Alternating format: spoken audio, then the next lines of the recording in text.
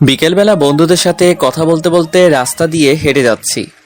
হাসি মজা করতে করতে যাচ্ছি, হঠাৎ কোথা থেকে একটা মেয়ে আসলো। মেয়েটা পিচ্চি, হয়তো ক্লাস 5 বা 6 পড়ে। আমাদের সামনে এসে আমাকে বলতে লাগলো, এই যে ভাইয়া, আমার একটা উপকার করবেন। বলো পিচ্চি আপি। আমি মোটেও পিচ্ছি না, আমি ক্লাস 6 পড়ি। ও সরি, পিচ্চি বলো। আমি আমার বিড়ালটা হারিয়ে ফেলেছি, একটু খুঁজে দেবেন? কি? ভাইয়া প্লিজ, আমি আমার টমকে খুব ভালোবাসি। টমকে? টম হলো আমার বিড়ালের নাম, গাধা একটা। লে হালুয়া, আমি কেমনে জানবো তোমার টমটমের কথা? দেখুন ভাইয়া, আমার টমকে টম টম বলবেন না।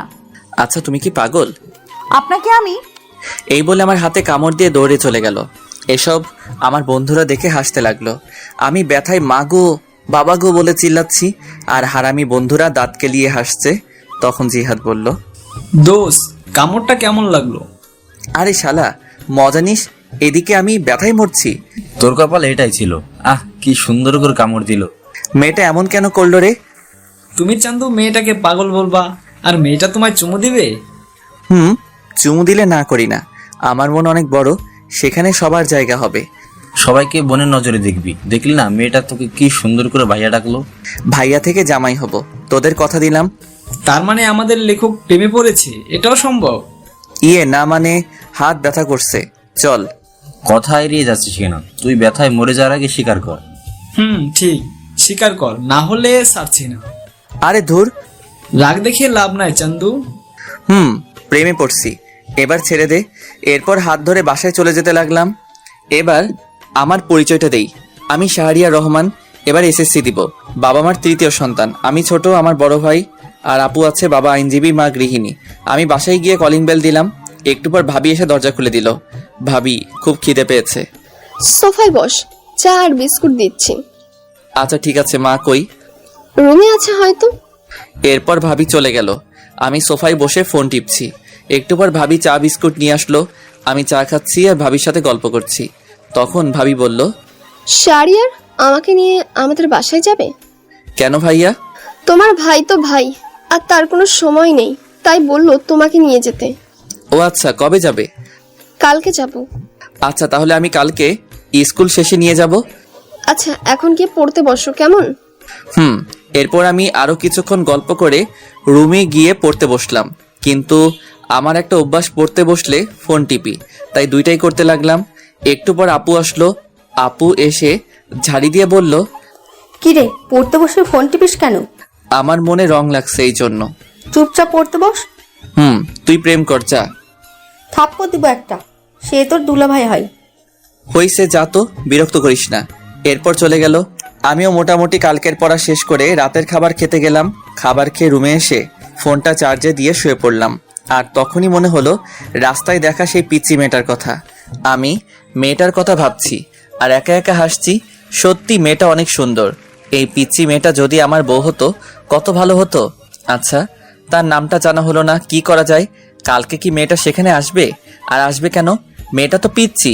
উফ, যদি দেখা হতো মন ভরে দেখতাম। এসব ভাবতে ভাবতে কখন যে ঘুমিয়ে পড়লাম মনে নেই। সকালবেলা ঘুম ভাঙলো বাবার নীতি কথা শুনে। প্রতিদিন আমার ঘুম ভাঙে নীতি কথা শুনে। শালা এমন বাবা থাকলে জীবনটা শেষ। সকাল সকাল কি সুন্দর একটা স্বপ্ন দেখছিলাম, সব শেষ করে বাবা আবার বলতে লাগলো, ভালো ছাত্র কখনো 9টায় ঘুম থেকে উঠে? আব্বা চুপ করো তো। তোর ক্লাসমেটটা সারাদিন পড়াশোনা করে আর তুই বনজামি করিস। উফ কি জ্বালা, চুপ করো তো। স্কুলে কি আমি যাব? হ্যাঁ তুমি যাও, ভালো হবে। চুপ, ওঠ। বাবার ঝাড়ি খেয়ে ফ্রেশ হতে চলে গেলাম। ফ্রেশ হয়ে স্কুলের জন্য রেডি হয়ে নিলাম। তারপর গেলাম খাবার খাওয়ার জন্য। খাবার খেয়ে মার কাছ থেকে টাকা নিয়ে সাইকেল চালিয়ে স্কুলে চলে আসলাম। স্কুলে এসে সাইকেল রেখে ক্লাসে গেলাম। ক্লাসে গিয়ে দেখি জিহাদ মেয়েদের সাথে কথা বলছে। আমাকে দেখে আমার কাছে আসলো আর বলল, দোস্ত, আমাকে ওরা একা পেয়ে চর দিছে। কি বলিস, তাই নাকি? রে। ওকে দাঁড়া দেখছি। এরপর আমি ব্যাগ রেখে তাদের কাছে গেলাম। আমি গিয়ে বললাম, কি হলো, জিহাদকে মারছো কেন? তাহলে আমাদের সাথে ফাজলামো করে কেন? কি করছে? আমাদের ব্যাগ দিয়ে বেঞ্চ পরিষ্কার করছে। তাই নাকি? এটা তো একটা ভালো কাজ। এই বলে আমিও তাদের ব্যাগ নিয়ে আমার জায়গা মুছে ব্যাগটা আবার তাদের কাছে ফিরিয়ে দিলাম। তারপর জিহাদকে বললাম, ব্যাগ যদি বাঁচাতে চাস তাহলে ব্যাগ নিয়ে ক্লাস থেকে চলে আয়। আমি হাসতে হাসতে চলে আসলাম বাহিরে, আর তখন দেখি শান্ত আসছে। শান্ত আমাদের দেখে বলল, কিরে কি হয়েছে? আমি সবটা বললাম। সব শুনে শান্ত হাসতে লাগলো, আর জিহাদ বলল, দোস্ত আজকে কাজটা ঠিক হয়েছে। চল ক্লাসে যাই, সময় হয়ে গেছে। চল। এরপর আমরা ক্লাসে চলে আসলাম। ক্লাসে এসে ক্লাস করতে লাগলাম। সবগুলো ক্লাস করে বের হলাম। বের হয়ে তিনজন রাস্তার এক পাশ দিয়ে সাইকেল চালিয়ে যাচ্ছি। হঠাৎ দেখতে পেলাম কালকের মেয়েটিকে। মেয়েটি হেঁটে হেঁটে বাসার দিকে যাচ্ছে হয়তো। আমি মেয়েটির কাছে গিয়ে সাইকেল ব্রেক করলাম, আর মেয়েটি বলল, আপনি কালকের ভাইয়াটা না? কোথায় যাচ্ছ? বাসার দিকে যাচ্ছে, দেখতে পাচ্ছেন না? না, আমি তো কানা। এটাই ঠিক, আপনি কানা। চলো তোমাকে এগিয়ে দেই। না লাগবে না, আপনি যান। আরে চলো তো। মেয়েটিকে এক প্রকার জোর করে সাইকেলে তুললাম। তারপর মেয়েটির সাথে কথা বলতে বলতে সাইকেল চালাতে লাগলাম। আচ্ছা, তোমাকে তো এই এলাকায় আগে দেখিনি। আমার বাবা এই জায়গায় বদলি হয়েছে তাই। ও, তোমার নাম কি? আমার নাম নুসরাত জাহান ঐশী। আপনার? মাশাআল্লাহ, খুব সুন্দর নাম, শাহরিয়া রহমান। আমাকে এখানে নামিয়ে দেন। আমি ঐশীকে নামিয়ে দিলাম আর বললাম, কালকে একই জায়গায় অপেক্ষায় থাকবো, আর বিকালে বের হব। আচ্ছা ঠিক আছে, আমি ছাদে আসবো। আল্লাহ হাফেজ। আল্লাহ হাফেজ। এরপর বিদায় দিয়ে মেয়েটা চলে গেল। আমি ঐশীর যাওয়ার দিকে চেয়ে আছি। হঠাৎ আমাকে শান্ত ধাক্কা দিয়ে বলল, এই যে লেখক চলে গেছে, এবার বাসার দিকে যাওয়া যাক। চলো। এরপর আমি বাসার দিকে যেতে লাগলাম, আর যেতে যেতে জিহাদ বলল, এত তাড়াতাড়ি সবকিছু কেমনে সম্ভব? আর এসব বাদ দে। কেন বাদ দিবে কেন? তুই প্রেম করবি, আমরা কি করবো? তোরা বসে বসে দেখবি। আগে আমাদের সেটিংটা করিয়ে দে, না হলে তোর প্রেমে ভেজাল লাগামু। দিবনি। জিহাদ, তোর জন্য ক্লাসের ওই বজ্জাত মেয়ে লাবিবা ঠিক আছে? ঠিক আছে। ওর সাথে রিলেশন করলে দিনে কয়টা যে চর খামু হিসাব নাই। এটাই আমি চাচ্ছি। এসব কথা বলতে বলতে বাসায় চলে আসলাম। বাসায় এসে ফ্রেশ হয়ে নিলাম। ফ্রেশ হয়ে খাবার খেয়ে রেডি হলাম। ভাবিকে তার বাবার বাসায় দিয়ে আসার জন্য আমি রেডি হয়ে রুম থেকে বের হলাম। ও মা, সোফায় তাকিয়ে দেখি ভাবি ব্যাগ নিয়ে বসে আছে। আমি অবাক হলাম, কারণ ভাবির রেডি হওয়া এত তাড়াতাড়ি কেমনে? হয়তো বাবার বাসা অনেকদিন পর যাবে, তাই হয়তো। এসব ভেবে ভাবির কাছে গেলাম। ভাবির কাছে যেতেই আমার হাতে বাইকের চাবি দিয়ে বলল, বাইক বের করো। তারপর মাকে বললাম, টাকা দাও। টাকা লাগবে না, তোর বাবের কাছে দিয়েছি। আরে আমাকে দাও। দরকার নাই। লে বাবা, বেড়াতে যাচ্ছি টাকা ছাড়া। তোর বাবের কাছে দিয়েছি। আরে শাড়িয়ার চলো তো। কিন্তু কথাটা শেষ করতে পারলাম না। ভাবি টেনে বাহিরে নিয়ে আসলো। আমি এরপর বাইক বের করলাম।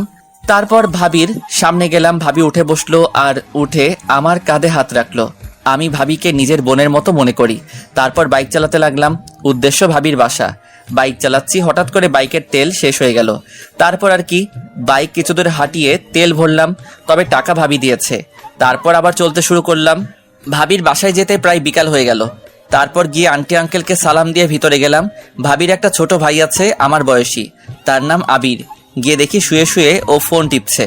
আমাকে দেখেই বলল, কিরে কি খবর? আলহামদুলিল্লাহ, ভালো। তোর? চলছে কোনো মতে। তা প্রেম কয়টা করিস? বেশি না, মাত্র 3টা। তুই আর ভালো হবি না? একটা মেয়ে যদি 4-5টা রিলেশন করতে পারে, আমি কেন পারবো না বল? কথায় যুক্তি আছে। এভাবে আবিরের সাথে আড্ডা দিতে লাগলাম। আড্ডা দিতে দিতে হঠাৎ মনে হলো আমার পিচ্চিটার কথা। আজকে বিকালে যাওয়ার কথা ছিল, কিন্তু দূর, মনে ছিল না। কি যে করি। আর আজকে বাসায় না গেলে কালকে স্কুল মিস হবে। স্কুল মিস হলে তো পিচ্চিটাকে দেখতে পারবো না। তাই আমি ভাবির কাছে চলে আসলাম, আর এসে ভাবিকে বললাম, ভাবি আমি চলে যাচ্ছি। আজকে যেতে হবে না, আজকে থাকবে, প্রায় সন্ধ্যা হয়ে এলো। আরে কালকে স্কুল আছে, আর না গেলে স্যার বকা দিবে। যেদিন স্কুল পলাশ তখন? মানে তবুও যেতে হবে। এরপর ভাবিকে বুঝিয়ে আন্টি আঙ্কেল থেকে বিদায় নিয়ে চলে আসলাম। একা একা বাইক চালাচ্ছি আর হেডফোন দিয়ে গান শুনছি। বাসায় আসতে আসতে প্রায় রাত 7টা বেজে গেল। আমি বাইক রেখে কলিং বেল দিলাম, আর একটু পর মা এসে দরজা খুলে দিল, আর আমাকে দেখে অবাক হয়ে বলল, কিরে চলে আসলি কেন? কালকে স্কুল আছে। বাহ, বেশ পরিবর্তন হয়েছিস। পরিবর্তন কি আর এমনি হয়েছি মা? বিড়বিড় করে কি বলছিস? কই কিছু না, আমি রুমে যাচ্ছি, চা দিয়ে যেও। এই বলে রুমে চলে আসলাম। রুমে এসে ফ্রেশ হয়ে পড়তে বসলাম। একটু পর মা চা নিয়ে আসলো, আর আমি বললাম, আচ্ছা মা, আপু কি সারাদিন কথা বলে দুলাভাইয়ের সাথে? কি করবে এছাড়া? ওর এই সময়ে জামাইটাও বিদেশে, তাই কথা বলে। জামাই বিদেশে বলে সারাদিন কথা বলতে হয়? ও তুই বুঝবি না, পড়তে বস। এই বলে মা চলে গেল। ও, আপনাদের বলা হয় নাই, আপুর বিয়ে হয়েছে 1 বছর, আর আপুর বিয়ের 6 মাস পর দুলাভাই বিদেশে চলে যায়, আর আপু এখন প্রেগনেন্ট, তাই এরকমটা বললাম। আমি চা খাচ্ছি আর ফোন টিপছি। পড়তে বসলে ফোন টিপতে ইচ্ছে করে, তবুও কিছুক্ষণ পরে রাতের খাবার খেয়ে শুয়ে পড়লাম। শুয়ে শুয়ে কিছুক্ষণ ফোন টিপে চার্জে দিয়ে ঘুমিয়ে পড়লাম।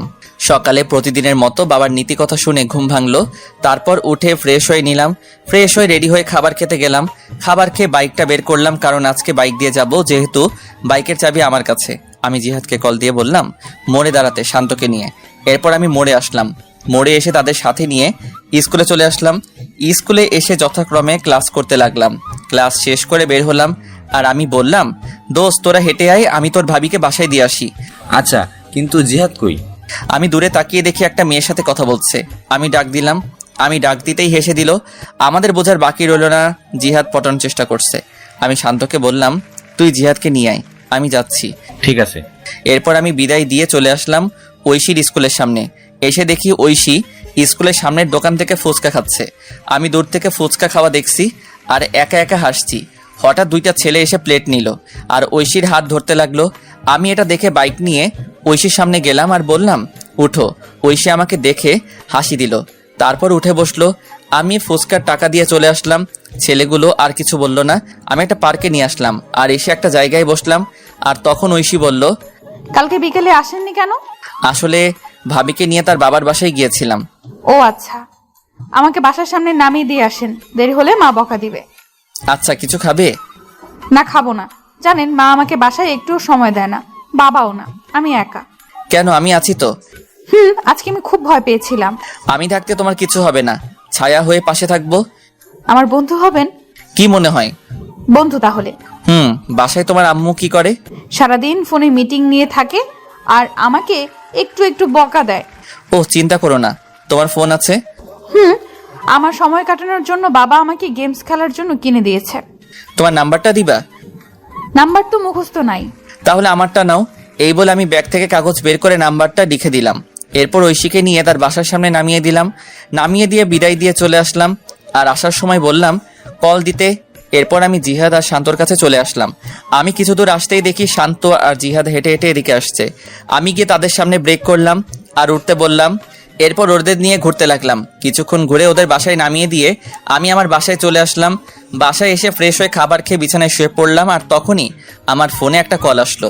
আমি ফোনটা বের করে দেখি অচেনা নাম্বার। আমি ফোন রিসিভ করলাম। ওপাশ থেকে বলল আমি ঐশী। ও তুমি? এতক্ষণ তোমার কথাই মনে করছিলাম। কেন? আমাকে তুমি করে না বললে কল কেটে দিব। আচ্ছা, তুমি করে বলবো। গুড। খেয়েছো? তুমি? জানো মা যেন কার সাথে কথা বলে। কার সাথে বলে তুমি জিজ্ঞেস করো নাই? করেছি, মা আমাকে বকা দিছে। থাক, আর জিজ্ঞেস করো না, তোমার সবকিছু আমাকে বলবা। আচ্ছা, তুমি কিন্তু আমি ছাড়ার কারোর সাথে কথা বলবে না। আচ্ছা, বলবো না। এখন একটু ঘুমাও। এখন ঘুমালে বিকালে উঠতে পারবো না। তাহলে? আমার সাথে কথা বলতে হবে। এই টাকা নেই তো। আমার এই নাম্বারে ইমু খোলা, কল দাও। আচ্ছা, দিচ্ছি। এরপর ঐশী আমার ইমুতে কল দিল আর আমি কথা বলতে লাগলাম। বিকাল পর্যন্ত কথা বললাম। মেয়েটা এত কথা বলতে পারে। এরপর বিকালে বের হলাম আর ফোন দিয়ে জিহাদ আর শান্তকে আসতে বললাম। আমি বের হলাম সাইকেল নিয়ে। তারপর জিহাদ আর শান্তকে নিয়ে ওদের বাসার সামনে আসলাম।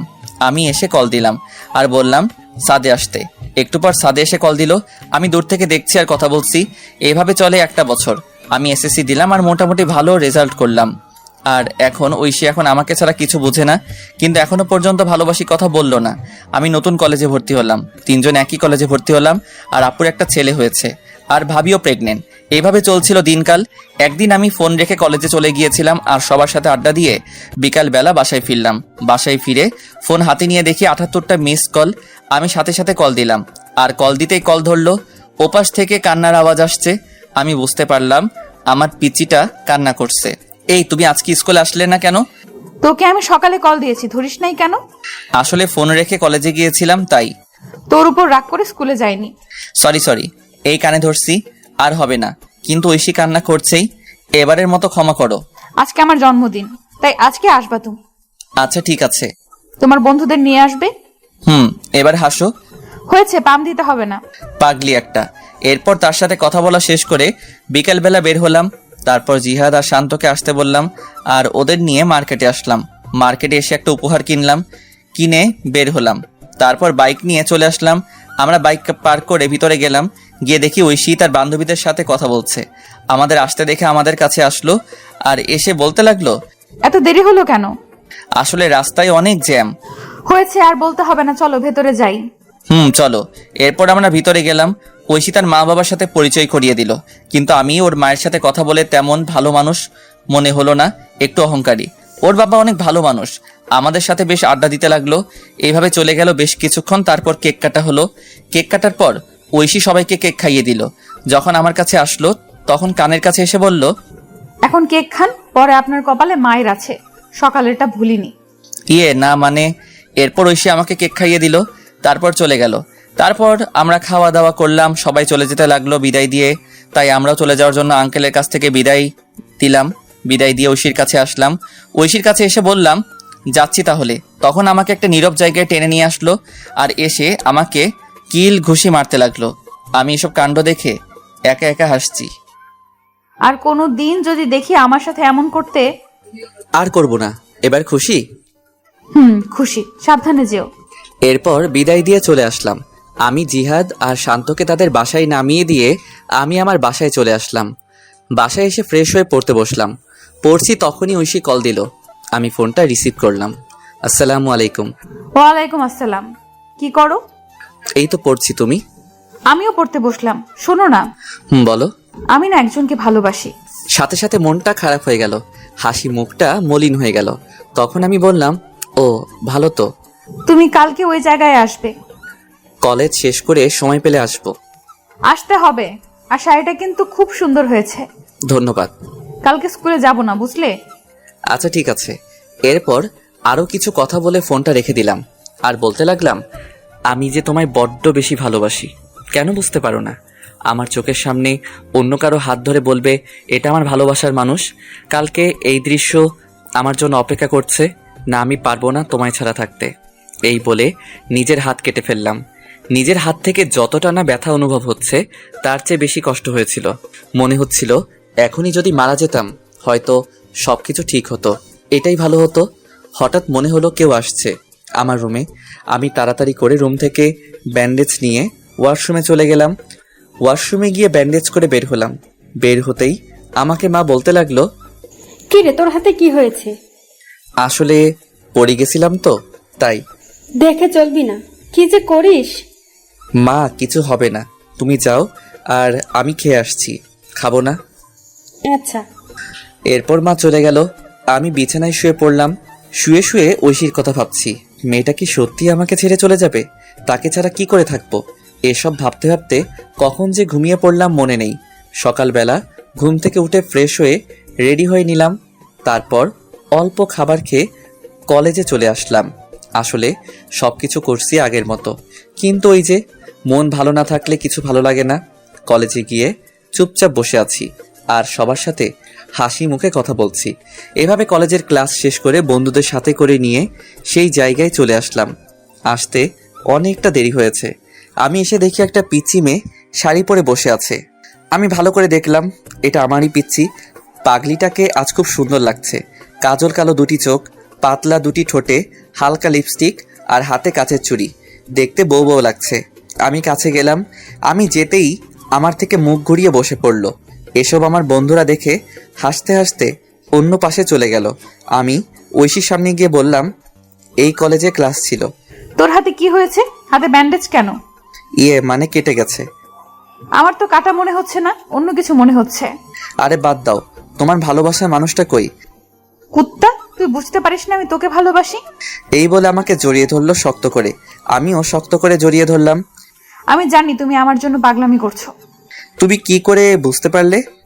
হার্টে কানেক্টেড, বুঝলে? বুঝতে পারছি, এবার ছাড়ো। না, আর একটু। এটা পার্ক কিন্তু। তখন জিহাদ বলতে লাগলো, সবাই ফ্রিতে সিনেমা দেখছে।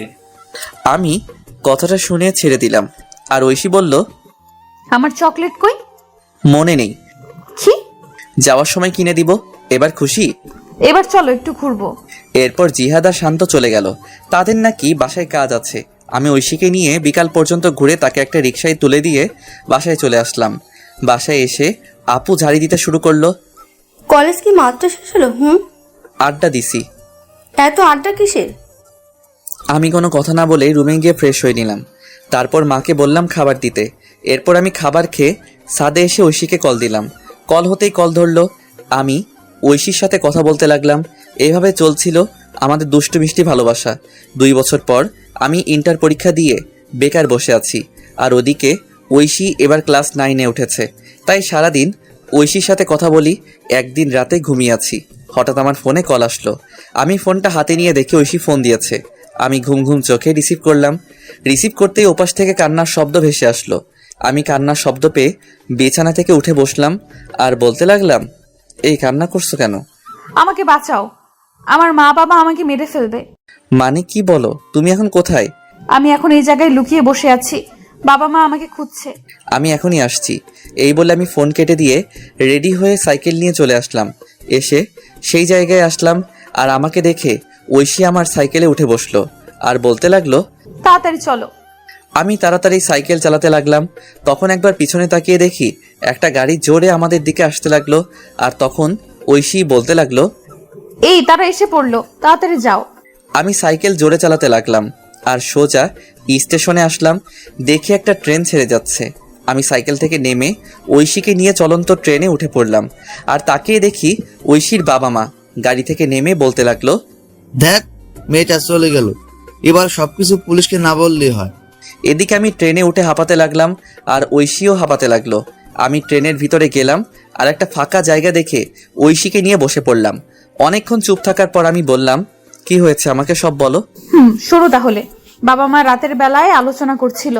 আমি তোমার সাথে কথা বলে পানি খাওয়ার জন্য টেবিলে আসলাম। তারপর পানি খেয়ে যখন বাবা মায়ের রুমের সামনে দিয়ে যাচ্ছিলাম, তখন কিছু কথা কানে আসে। কথাগুলো এমন ছিল, ওরা নাকি আমার কাকা কাকি। আমার যখন 1 বছর ছিল তখন নাকি আমার বাবা মা মারা যায় অ্যাক্সিডেন্টে। আর আমার বাবার সব সম্পত্তি আমার নামে হওয়ায় আমার কাকা কাকি আমাকে লালন পালন করছে। আর কালকে নাকি আমাকে জোর করে দলিলে সাইন করাবে, আর সাইন না করলে মেরে ফেলতে পারে। পরে আমি এসব শুনে ফোন নিয়ে আর ব্যাগ গুছিয়ে লুকিয়ে বাইরে এসে তোমাকে কল দিলাম। ও আচ্ছা, কিন্তু আমি তো কিছু নিয়ে আসি নাই, আর এখন তো তোমাকে নিয়ে চিন্তা হচ্ছে। আমার বাসা থেকে 10,000 টাকা আর কিছু আমার অলংকার নিয়ে আসছি। তার মানে আমরা পালিয়ে যাচ্ছি? যেটা মনে করো। আচ্ছা, কি আর করার। তখনই একটা লোক এসে ট্রেনের টিকিট দেখতে চাইলো, কিন্তু আমাদের কাছে তো টিকিট নেই, তাই ভাড়া দিলাম আর সাথে জরিমানাও দিলাম। এরপর লোকটা আমাদের হাতে টিকিট দিয়ে চলে গেল আর বলে গেল কেউ আসলে এটা দেখাতে। আমিও বিদায় দিলাম। আমি টিকিট দেখে দেখি এটা রাজশাহী যাওয়ার টিকিট, তার মানে আমরা রাজশাহী যাচ্ছি। তখনই ঐশী বলল, এই খুব ঘুম পাচ্ছে। ঘুমাও। ঐশী আমাকে জড়িয়ে ধরে ঘুমিয়ে পড়লো। আমিও কখন যে ঘুমিয়ে পড়লাম মনে নেই। ঘুম ভাঙলো ঐশীর ডাকে, এই আমরা চলে আসছি, ওঠো। তারপর আমরা ট্রেন থেকে নেমে কোথায় যাব কিছু বুঝতে পারছি না। আগে একটা বাসা ঠিক করা দরকার। তারপর স্টেশন থেকে বেরিয়ে এক পাশ দিয়ে হাঁটতে লাগলাম। হঠাৎ চোখ পড়লো একটা লিফলেটের উপর লেখা বাসা ভাড়া দেওয়া হবে। আমি লিফলেটের নিচে থাকা নাম্বারে কল দিলাম। কিছুক্ষণ কল হতেই কল ধরলো। আসসালামু আলাইকুম। ওয়ালাইকুম আসসালাম। জি, বাসা ভাড়ার জন্য ফোন দিলাম। ও, বিবাহিত ছাড়া ভাড়া দেওয়া হয় না? জি, আমরা বিবাহিত। তাহলে এখন তো সকাল 7টা বাজে, আপনি 10টায় আসেন আর সাথে করে বিয়ের কাবিননামা নিয়ে আসবেন। জি আচ্ছা, ধন্যবাদ আপনাকে। এরপর ফোন কেটে দিলাম। ফোন কেটে দিয়ে ঐশীকে বললাম বিয়ে করা লাগবে। চলো কাজী অফিসে। আরে সাক্ষী লাগবে না, টাকা দিলে সব হয়, চলো তো। এরপর একজনকে জিজ্ঞেস করে কাজী অফিসের দিকে যেতে লাগলাম। তারপর পৌঁছে গেলাম। গিয়ে দেখি আমাদের মতো আরো এক কাপল বিয়ে করার জন্য আসছে। আমাদের দেখে ওখানের ছেলে বলল, ভাই কি বিয়ে করবেন? ভাই কেন? আপনি আমার বিয়ের সাক্ষী হয়ে যান আর আমি আপনারটা। আচ্ছা। কাজীকে বুঝতে দেবেন না আমাদের মধ্যে পরিচয় নেই, না হলে বেশি টাকা চাইবে। ওকে। এরপর আমরা ভিতরে গেলাম। ভিতরে গিয়ে একে একে বিয়েটা সেরে ফেললাম। বিয়ে শেষ করে প্রমাণস্বরূপ ফোনে পিক তুলে নিলাম। তারপর বিদায় দিয়ে আমরা আমাদের মতো চলে আসলাম। আর তখন ঐশী বলল, এই খুব খিদে পেয়েছে। আমারও খুব খিদে পেয়েছে, চলো। আমরা একটা রেস্টুরেন্টে আসলাম আর সকালে নাস্তা করে সেই লোকের দেওয়া ঠিকানায় চলে আসলাম। আর এসে লোকটাকে আবার কল দিলাম, আঙ্কেল আমি আপনার বাসার সামনে দাঁড়িয়ে আছি। আচ্ছা দাঁড়াও, আসছি। একটু পর একটা লোক আসলো। চলো তোমাদের রুমটা দেখাই। এরপর লোকটা আমাদের রুম দেখাতে লাগলো আর বলল, ভাড়া 3000 টাকা সব মিলিয়ে। ও আচ্ছা, তা আঙ্কেল আমরা আজকে উঠবো। আচ্ছা সমস্যা নেই। আমি আঙ্কেলকে 2000 টাকা দিয়ে দিলাম। উনি বেশ খুশি হলো। তারপর আমার হাতে চাবি দিয়ে চলে গেল। আমি আর ঐশী মিলে রুমটা পরিষ্কার করতে লাগলাম। আর ঐশী বলল, এই তুমি বাজারে যাও আর এই জিনিসগুলো নিয়ে আসো। টাকা কত আছে?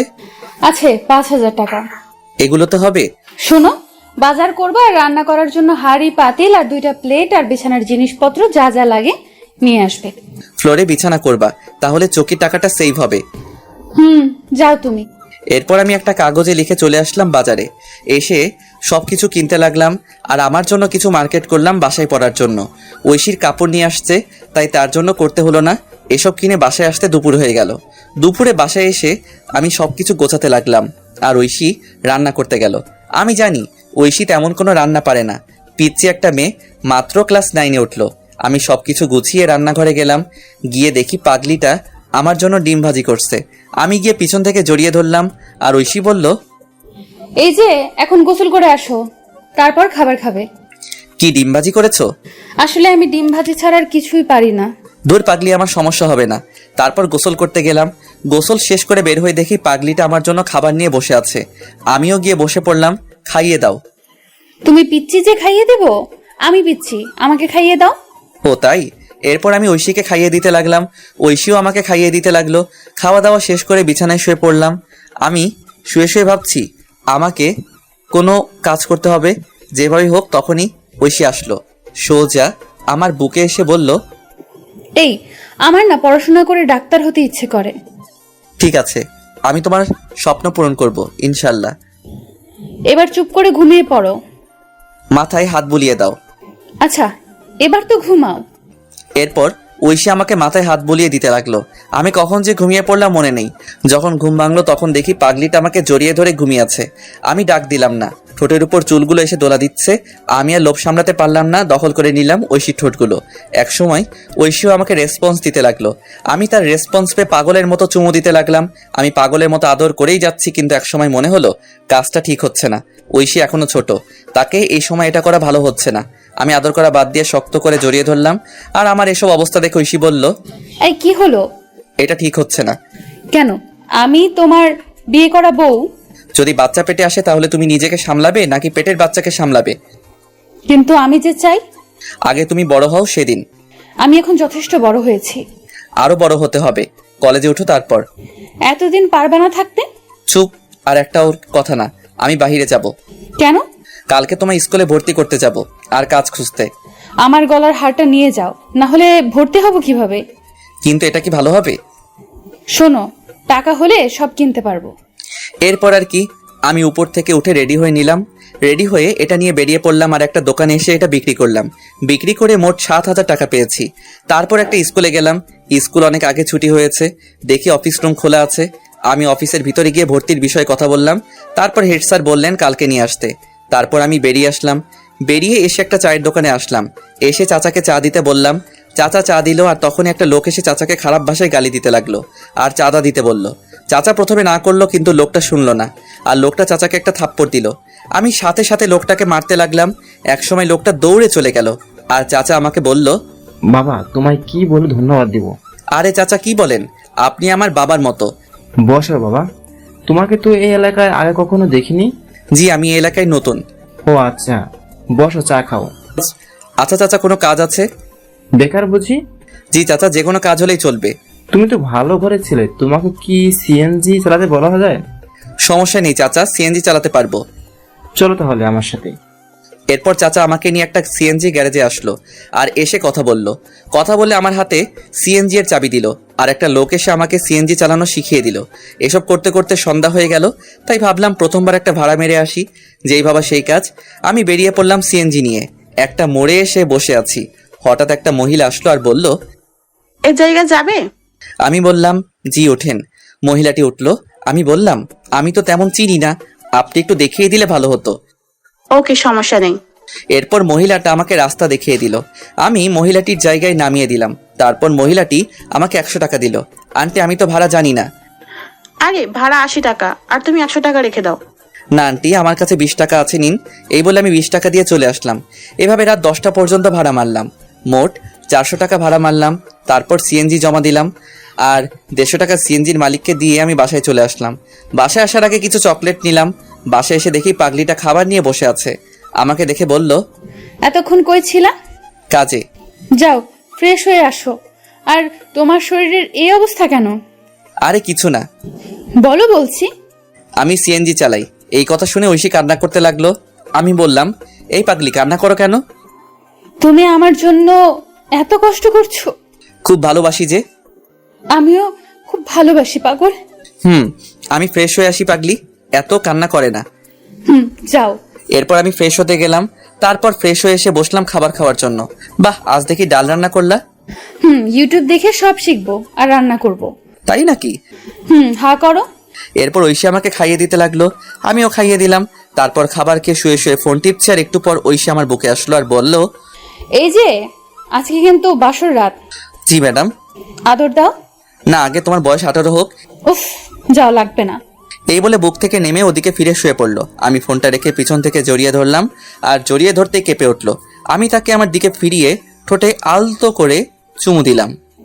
আমার না অন্য কিছু চাই। ঘুমাও, তোমার শরীরের ক্ষতি হবে। ওম্মা, তাই? এই বলে আমার কপালে চুমু দিয়ে আমাকে জড়িয়ে ধরে ঘুমিয়ে পড়লো। আমিও পাগলিটাকে জড়িয়ে ধরে ঘুমিয়ে পড়লাম। সকালবেলা ঘুম ভাঙলো। পাগলিটা ডাক শুনে আমি উঠে ফ্রেশ হয়ে রেডি হয়ে নিলাম। তারপর রেডি হয়ে নিলাম, ঐশীও রেডি হয়ে নিল। তারপর দুজনে খাবার খেয়ে বের হলাম। বের হয়ে একটা রিক্সা নিয়ে স্কুলের উদ্দেশ্যে রওনা দিলাম। কিছুক্ষণ পর স্কুলে পৌঁছে গেলাম। তারপর স্কুলে ঐশীকে ভর্তি করে দিলাম। ঐশীকে স্কুলে ভর্তি করে বিদায় দিয়ে চলে আসলাম। আর আসার সময় বলে আসলাম আমি নিতে আসবো। তারপর আমি এসে সিএনজি নিয়ে বের হলাম। একটা কলেজের সামনে আসলাম। আমি সিএনজি রেখে ভিতরে গেলাম। ভিতরে গিয়ে সোজা অফিসে চলে আসলাম। এসে বললাম, স্যার আসতে পারি? আসো। আমি ভিতরে গেলাম আর বললাম, স্যার কলেজে ভর্তি হতে আসছি। কাগজপত্র নিয়ে আসতো? জি স্যার, এই নিন। স্যার কাগজপত্র দেখতে লাগলো আর আমি আসার সময় কাগজপত্র নিয়ে আসছিলাম। তারপর সব কাজ শেষ করলাম। স্যার বললেন কাল থেকে কলেজে আসতে। আমি বাহিরে এসে কিছুক্ষণ সিএনজি চালিয়ে সিএনজিটা রেখে রিক্সা করে ঐশীকে আনতে গেলাম। ঐশীকে বাসায় রেখে আমি আবার সিএনজি চালাতে লাগলাম। সন্ধ্যা পর্যন্ত সিএনজি চালিয়ে বাসায় চলে আসলাম। বাসায় এসে ফ্রেশ হয়ে ঐশীকে বললাম কফি দিতে। আমি বিছানায় বসে পড়তে লাগলাম। ঐশী একটু পর কফি নিয়ে আসলো। আমি বললাম, নতুন স্কুল কেমন লাগলো? অনেক ভালো লাগছে, 2টা বান্ধবী পেয়েছি। ও আচ্ছা, এখন পড়তে বসো।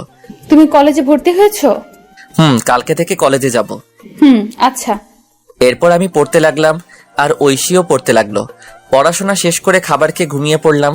সকালে উঠে আমি ঐশীকে স্কুলে দিয়ে আমি কলেজে চলে আসলাম। কলেজে এসে একজনকে জিজ্ঞেস করে ক্লাসে গেলাম। ক্লাসে পিছনের বেঞ্চে বসে আছি। হঠাৎ একটা ছেলে আসলো আর আমার সাথে বসে পড়লো আর আমাকে বলল, হাই, আমি সাকিব, আমরা কি বন্ধু হতে পারি? হাই, আমি শাহরিয়ার রহমান। কিন্তু তোমার সাথে আমার কি মিলে? আরে বন্ধু কি পোশাক দেখে হয়? তবু আজকের যে সমাজ। আরে বাদ দাও, আজ থেকে আমরা তুমি করে বলবো। আচ্ছা। এরপর সাকিবের সাথে আড্ডা দিতে লাগলাম। একটু পর স্যার আসলেন। আমরা ক্লাস করতে লাগলাম। ক্লাস শেষ করে সাকিবকে নিয়ে বাহিরে আসলাম। আড্ডা দিয়ে চলো। না রে, বাসায় কাজ আছে। আচ্ছা যা তাহলে। ওকে। তারপর আমি চলে আসলাম। ঐশীর স্কুলে এসে দেখি আমার জন্য বসে আছে।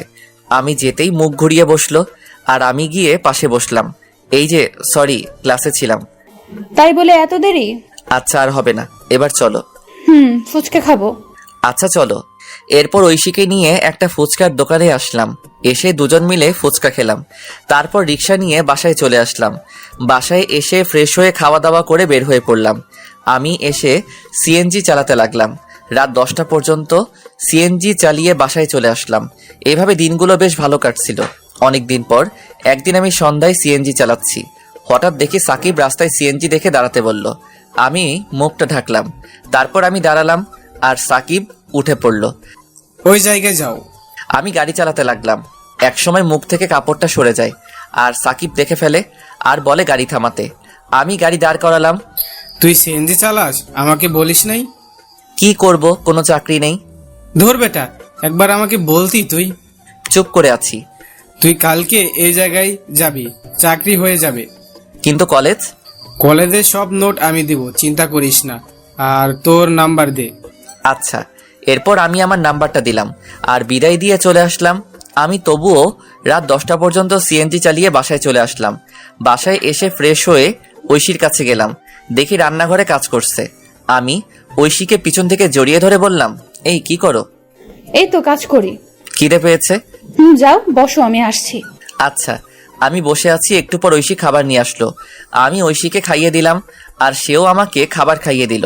তারপর খাবার খেয়ে বিছানায় শুয়ে পড়লাম। শুয়ে শুয়ে ভাবছি চাকরিটা যদি হয় তাহলে একটু ভালো করে চলতে পারবো। প্রতিদিন এত কষ্ট আর ভালো লাগে না। তখনই ঐশী আমার কাছে আসলো। এই আমি কিন্তু এখন টেনে পড়ি, অনেক বড় হয়েছি। বুঝতে পারছি। বিয়ের তো প্রায় 1 বছর হলো, এখনো কাছে পেলাম না। তোমার স্বপ্ন পূরণ করতে হলে যে একটু কষ্ট করতে হবে। লাগবে না, আমার স্বপ্ন। না, তুমি ডাক্তার হবা, এটাই শেষ। আচ্ছা, আমার খুব ঘুম পেয়েছে। আমি ঐশীকে জড়িয়ে ধরে ঘুমিয়ে পড়লাম। ঐশীও ঘুমিয়ে পড়লো। সকালবেলা উঠে ফ্রেশ হয়ে রেডি হয়ে নিলাম। তারপর কাগজপত্র নিয়ে ঐশীকে স্কুলে নামিয়ে দিয়ে আমি অফিসে চলে আসলাম। আর আসার সময় বলে আসলাম চলে যেতে।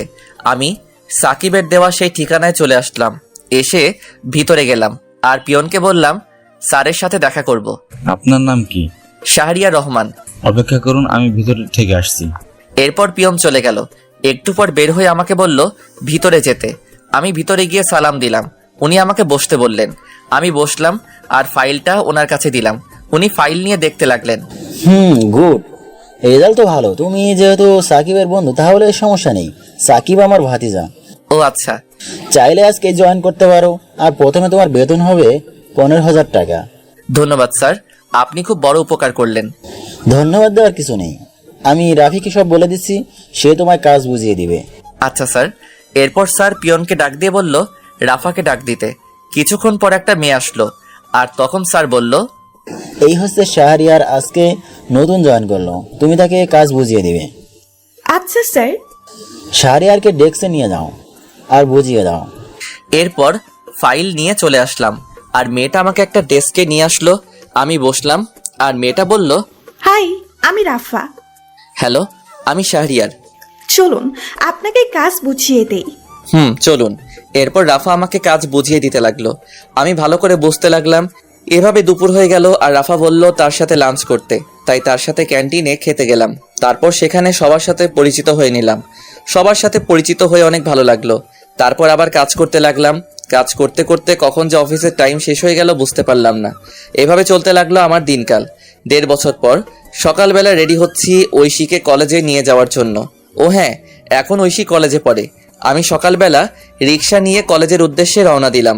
এই মন দিয়ে ক্লাস করবা। আচ্ছা, দুপুরে কি বাসায় আসবা? না, কাজ আছে অফিসে। ও আচ্ছা, রাতে তাড়াতাড়ি বাসায় ফিরবা। কথা বলতে বলতে ঐশীর কলেজে চলে আসলাম। কলেজে এসে ঐশী নেমে পড়ল। আমি ঐশীকে বিদায় দিয়ে আমার অফিসে চলে আসলাম। অফিসে এসে কাজ করছি। এখন সবাই আমাকে অফিসে এক নামে চিনে। স্যারও খুব ভালোবাসে আর পাশাপাশি পড়াশোনাও করছি। এসব করতে করতে বাড়ির কথা প্রায় ভুলেই গিয়েছিলাম, কারণ আমি জানি আমাকে কখনো বাবা মা ক্ষমা করবে না। আমিও সিম পাল্টে ফেলেছিলাম। অফিসে কাজ করছি, তখন পিয়ন আসলো আর আমাকে বলল, স্যার বলেছে লাঞ্চের পর ওনার সাথে মিটিং এ যেতে। আচ্ছা ঠিক আছে। তারপর পিয়ন মামা চলে গেল। আবার দেখি রাফা আসলো আর এসে বলল, এই যে মিস্টার, হ্যাঁ নানু। আপনার পিচ্ছি বউ কেমন আছে? ভালো আছে। এবার তোর জামাইয়ের খবর কি? ভালো। বসো, চা খাও। আজকে আমার তেমন কাজ নেই। তাই নাকি? তাহলে এগুলো করতে থাকো। হালা, আমি আসলাম ফ্রি হয়ে আড্ডা দিতে আর তুই আমার হাতে ফাইল দিচ্ছিস। আরে করো না, হাজার হোক আমি তোর 2 নাম্বার জামাই। আহারে কি শখ। গো। তোর না স্যারের সাথে মিটিং এ যাওয়ার কথা? দুপুরের পর। গুড। তারপর বল, ভাতিজি কবে দেখবো? আরে সবই তো জানিস, ও এখনো পিচ্ছি। শালা, লাগতে দিমু। কলেজে পড়ে আর এখনো পিচ্ছি, তাই না? তবু যদি ক্ষতি হয়? আজকে রাতে বাসুরটা সেরে নে। আমি তো নতুন, তাই তোর বাসর ঘরে ভিডিওটা দিস, শিখতে পারবো। হালা লুচ্চা, কাজ কর। তুই আবার লজ্জা পাস? জানতাম না। ভাই মাপ চাই, কাজ কর। এরপর কাজ করতে লাগলাম, আর কাজ করতে করতে লাঞ্চের টাইম হয়ে গেল। আমি খাবার খেয়ে একটু রেস্ট নিয়ে গাড়ি বের করলাম। একটু পর স্যার আসলো, তারপর আমি যেতে লাগলাম। রাস্তাটা একটা পার্কের পাশ দিয়ে। আমি নিজের মতো করে ড্রাইভ করছি। হঠাৎ একপাশে চোখ পড়লো, দেখি ঐশী একটা ছেলের সাথে পার্কের বেঞ্চে বসে আছে। আমি এটা দেখে গাড়ি ব্রেক করলাম, আর গাড়ি ব্রেক করতেই স্যার বলে উঠলো, শাহরিয়ার কোনো সমস্যা? না স্যার। যাও তাহলে, দেরি হয়ে যাচ্ছে। আমি এটা দেখে নিশ্চুপ হয়ে গেলাম। এতক্ষণ হাসি খুশি ছেলেটা এখন চুপচাপ হয়ে গেল। নিজের প্রিয় মানুষকে অন্যের পাশে দেখবো সেটা কখনোই ভাবতে পারিনি। ওইদিকে ঐশী, আচ্ছা সানি, আমরা তো বন্ধু তাই না? আর শোনো, তোমায় কিছু কথা বলবো। বলো। তোমার সাথে কি শাহরিয়ার ভাইকে মিলে তোমার চেয়ে কত বছর বড়, আর তুমি যদি ডাক্তার হও তাহলে কি তোমার সাথে যায়? কথাটা শুনে ঐশী চুপ করে রইল, আর ঐশীকে চুপ থাকতে দেখে সানি আবার বলল, আরে তুমি এত সুন্দর একটা মেয়ে, আর তোমার সাথে কি ওই কালো ছেলে মানায় না? কিন্তু সে খুব ভালো। আজকাল ভালো বলে কোনো কথা নেই, আর সমাজে চলতে গেলে আমার মতো স্টাইল ছেলে দরকার। আজকে যেতে হবে, আল্লাহ হাফেজ। আর শোনো, এদিকে আমি ঐশীকে এই অবস্থায় দেখে খুব কান্না পাচ্ছে। কিন্তু ওই যে একটা কথা, ছেলেদের কখনো কান্না করতে নেই। ছেলেদের চোখে কান্না মানায় না, কারণ তারা পুরুষ। যে ছেলেটা বাসায় কোনো কাজ করে না কিন্তু পরিস্থিতির শিকার হলে সবকিছু করতে পারে, হ্যাঁ এটাই ছেলে।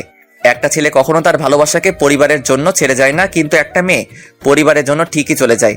হয়তো আপনারা বলতে পারেন ছেলেরা কি তার পরিবারকে ভালোবাসে না, কিন্তু দিন শেষে দেখবেন একটা ছেলে পরিবারকে যেমন ভালোবাসে ঠিক তেমনি প্রিয় মানুষটিকেও ভালোবাসে। যার জন্য নিজের পরিবার ছাড়লাম, সবকিছু ছেড়ে তাকে নিয়ে চলে আসলাম। আর সেই ঐশী একটা ছেলের সাথে পার্কে, না এটা কি করে মেনে নেওয়া যায়। আমি কোনো মতে মিটিং শেষ করে সন্ধ্যায় নদীর পাড়ে চলে আসলাম। নদীর পাড়ে এসে বসে বসে কান্না করতে লাগলাম, যার জন্য নিজের লাইফ পরিবর্তন করলাম। আর সে অন্য একটা ছেলের সাথে। আজ পর্যন্ত আমি তাকে বকা পর্যন্ত দেইনি, হ্যাঁ এখনো দিব না। তুমি যা চাও তাই হবে। আমি না হয় অজানা রাজ্যে হারিয়ে যাব। এসব ভাবতে ভাবতে কখন যে রাত 11টা হয়ে গেল বুঝতেই পারলাম না। আমি উঠে বাসার দিকে হাঁটা দিলাম। রাস্তার একপাশে দিয়ে হেঁটে যাচ্ছি আর আজকের ঘটনা মনে করছি। আমি হেঁটে বাসায় আসলাম। বাসায় এসে কলিং বেল দিলাম। একটু পর ঐশী এসে দরজা খুলে দিল আর আমাকে দেখে বলল, অফিস শেষ হয় বিকাল 5টায়, আর তুমি রাত 11টায় আসলে। আমি কোনো কথা না বলে ভিতরে চলে আসলাম। তারপর ফ্রেশ হয়ে নিলাম। ফ্রেশ হয়ে বিছানায় শুয়ে পড়লাম। আর তখন ঐশী আমার কাছে এসে বলল, আমি তোমাকে কিছু জিজ্ঞেস করছি, আর চলো খাবার খাবা। আমি বাইরে থেকে খেয়ে আসছি। কেন, তুমি জানো না আমি তোমায় ছাড়া খাই না? আমার শরীর খারাপ লাগছে, ঘুমাবো। আজকে তুমি এমন করছো কেন, কি হয়েছে? খুব ঘুম পাচ্ছে। আমি কম্বল জড়িয়ে ঘুমিয়ে পড়লাম। ঐশীও না খেয়ে শুয়ে পড়ল। সকালবেলা ঘুম ভাঙলো আজানের সময়। আমি উঠে পড়লাম, দেখি ঐশী এখনো ঘুমিয়ে আছে। আমি চুপচাপ ফ্রেশ হয়ে রেডি হয়ে বাইরে চলে আসলাম। বাহিরে এসে মসজিদে গিয়ে ফজরের নামাজ আদায় করে পার্কের রাস্তায় হাঁটতে লাগলাম। একা একা, এখন ভোর, তাই তেমন লোকজন নেই। আমি পার্কের রাস্তায় হেঁটে চলছি, ভালোই লাগছে পরিবেশটা, নিবিড় আর ঠান্ডা বাতাস বইছে। তখনই আমার ফোনে কল আসলো। আমি ফোনটা বের করে দেখি ঐশী কল দিয়েছে। আমি ফোনটা রিসিভ করলাম, আর তখনই ওপাশ থেকে বলতে লাগলো, আমাকে না বলে চলে গেলে কেন, আর খাবার খেয়ে গেলে না কেন?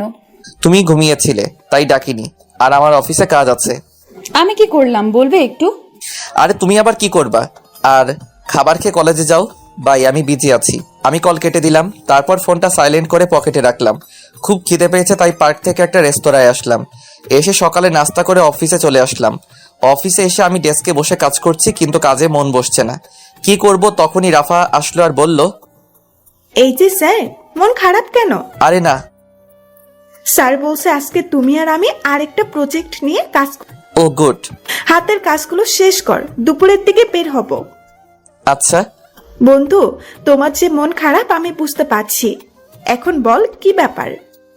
আসলে তারপর আমি রাফাকে সব বললাম। সব শুনে রাফা ঐশীর উপর খেপে গেল।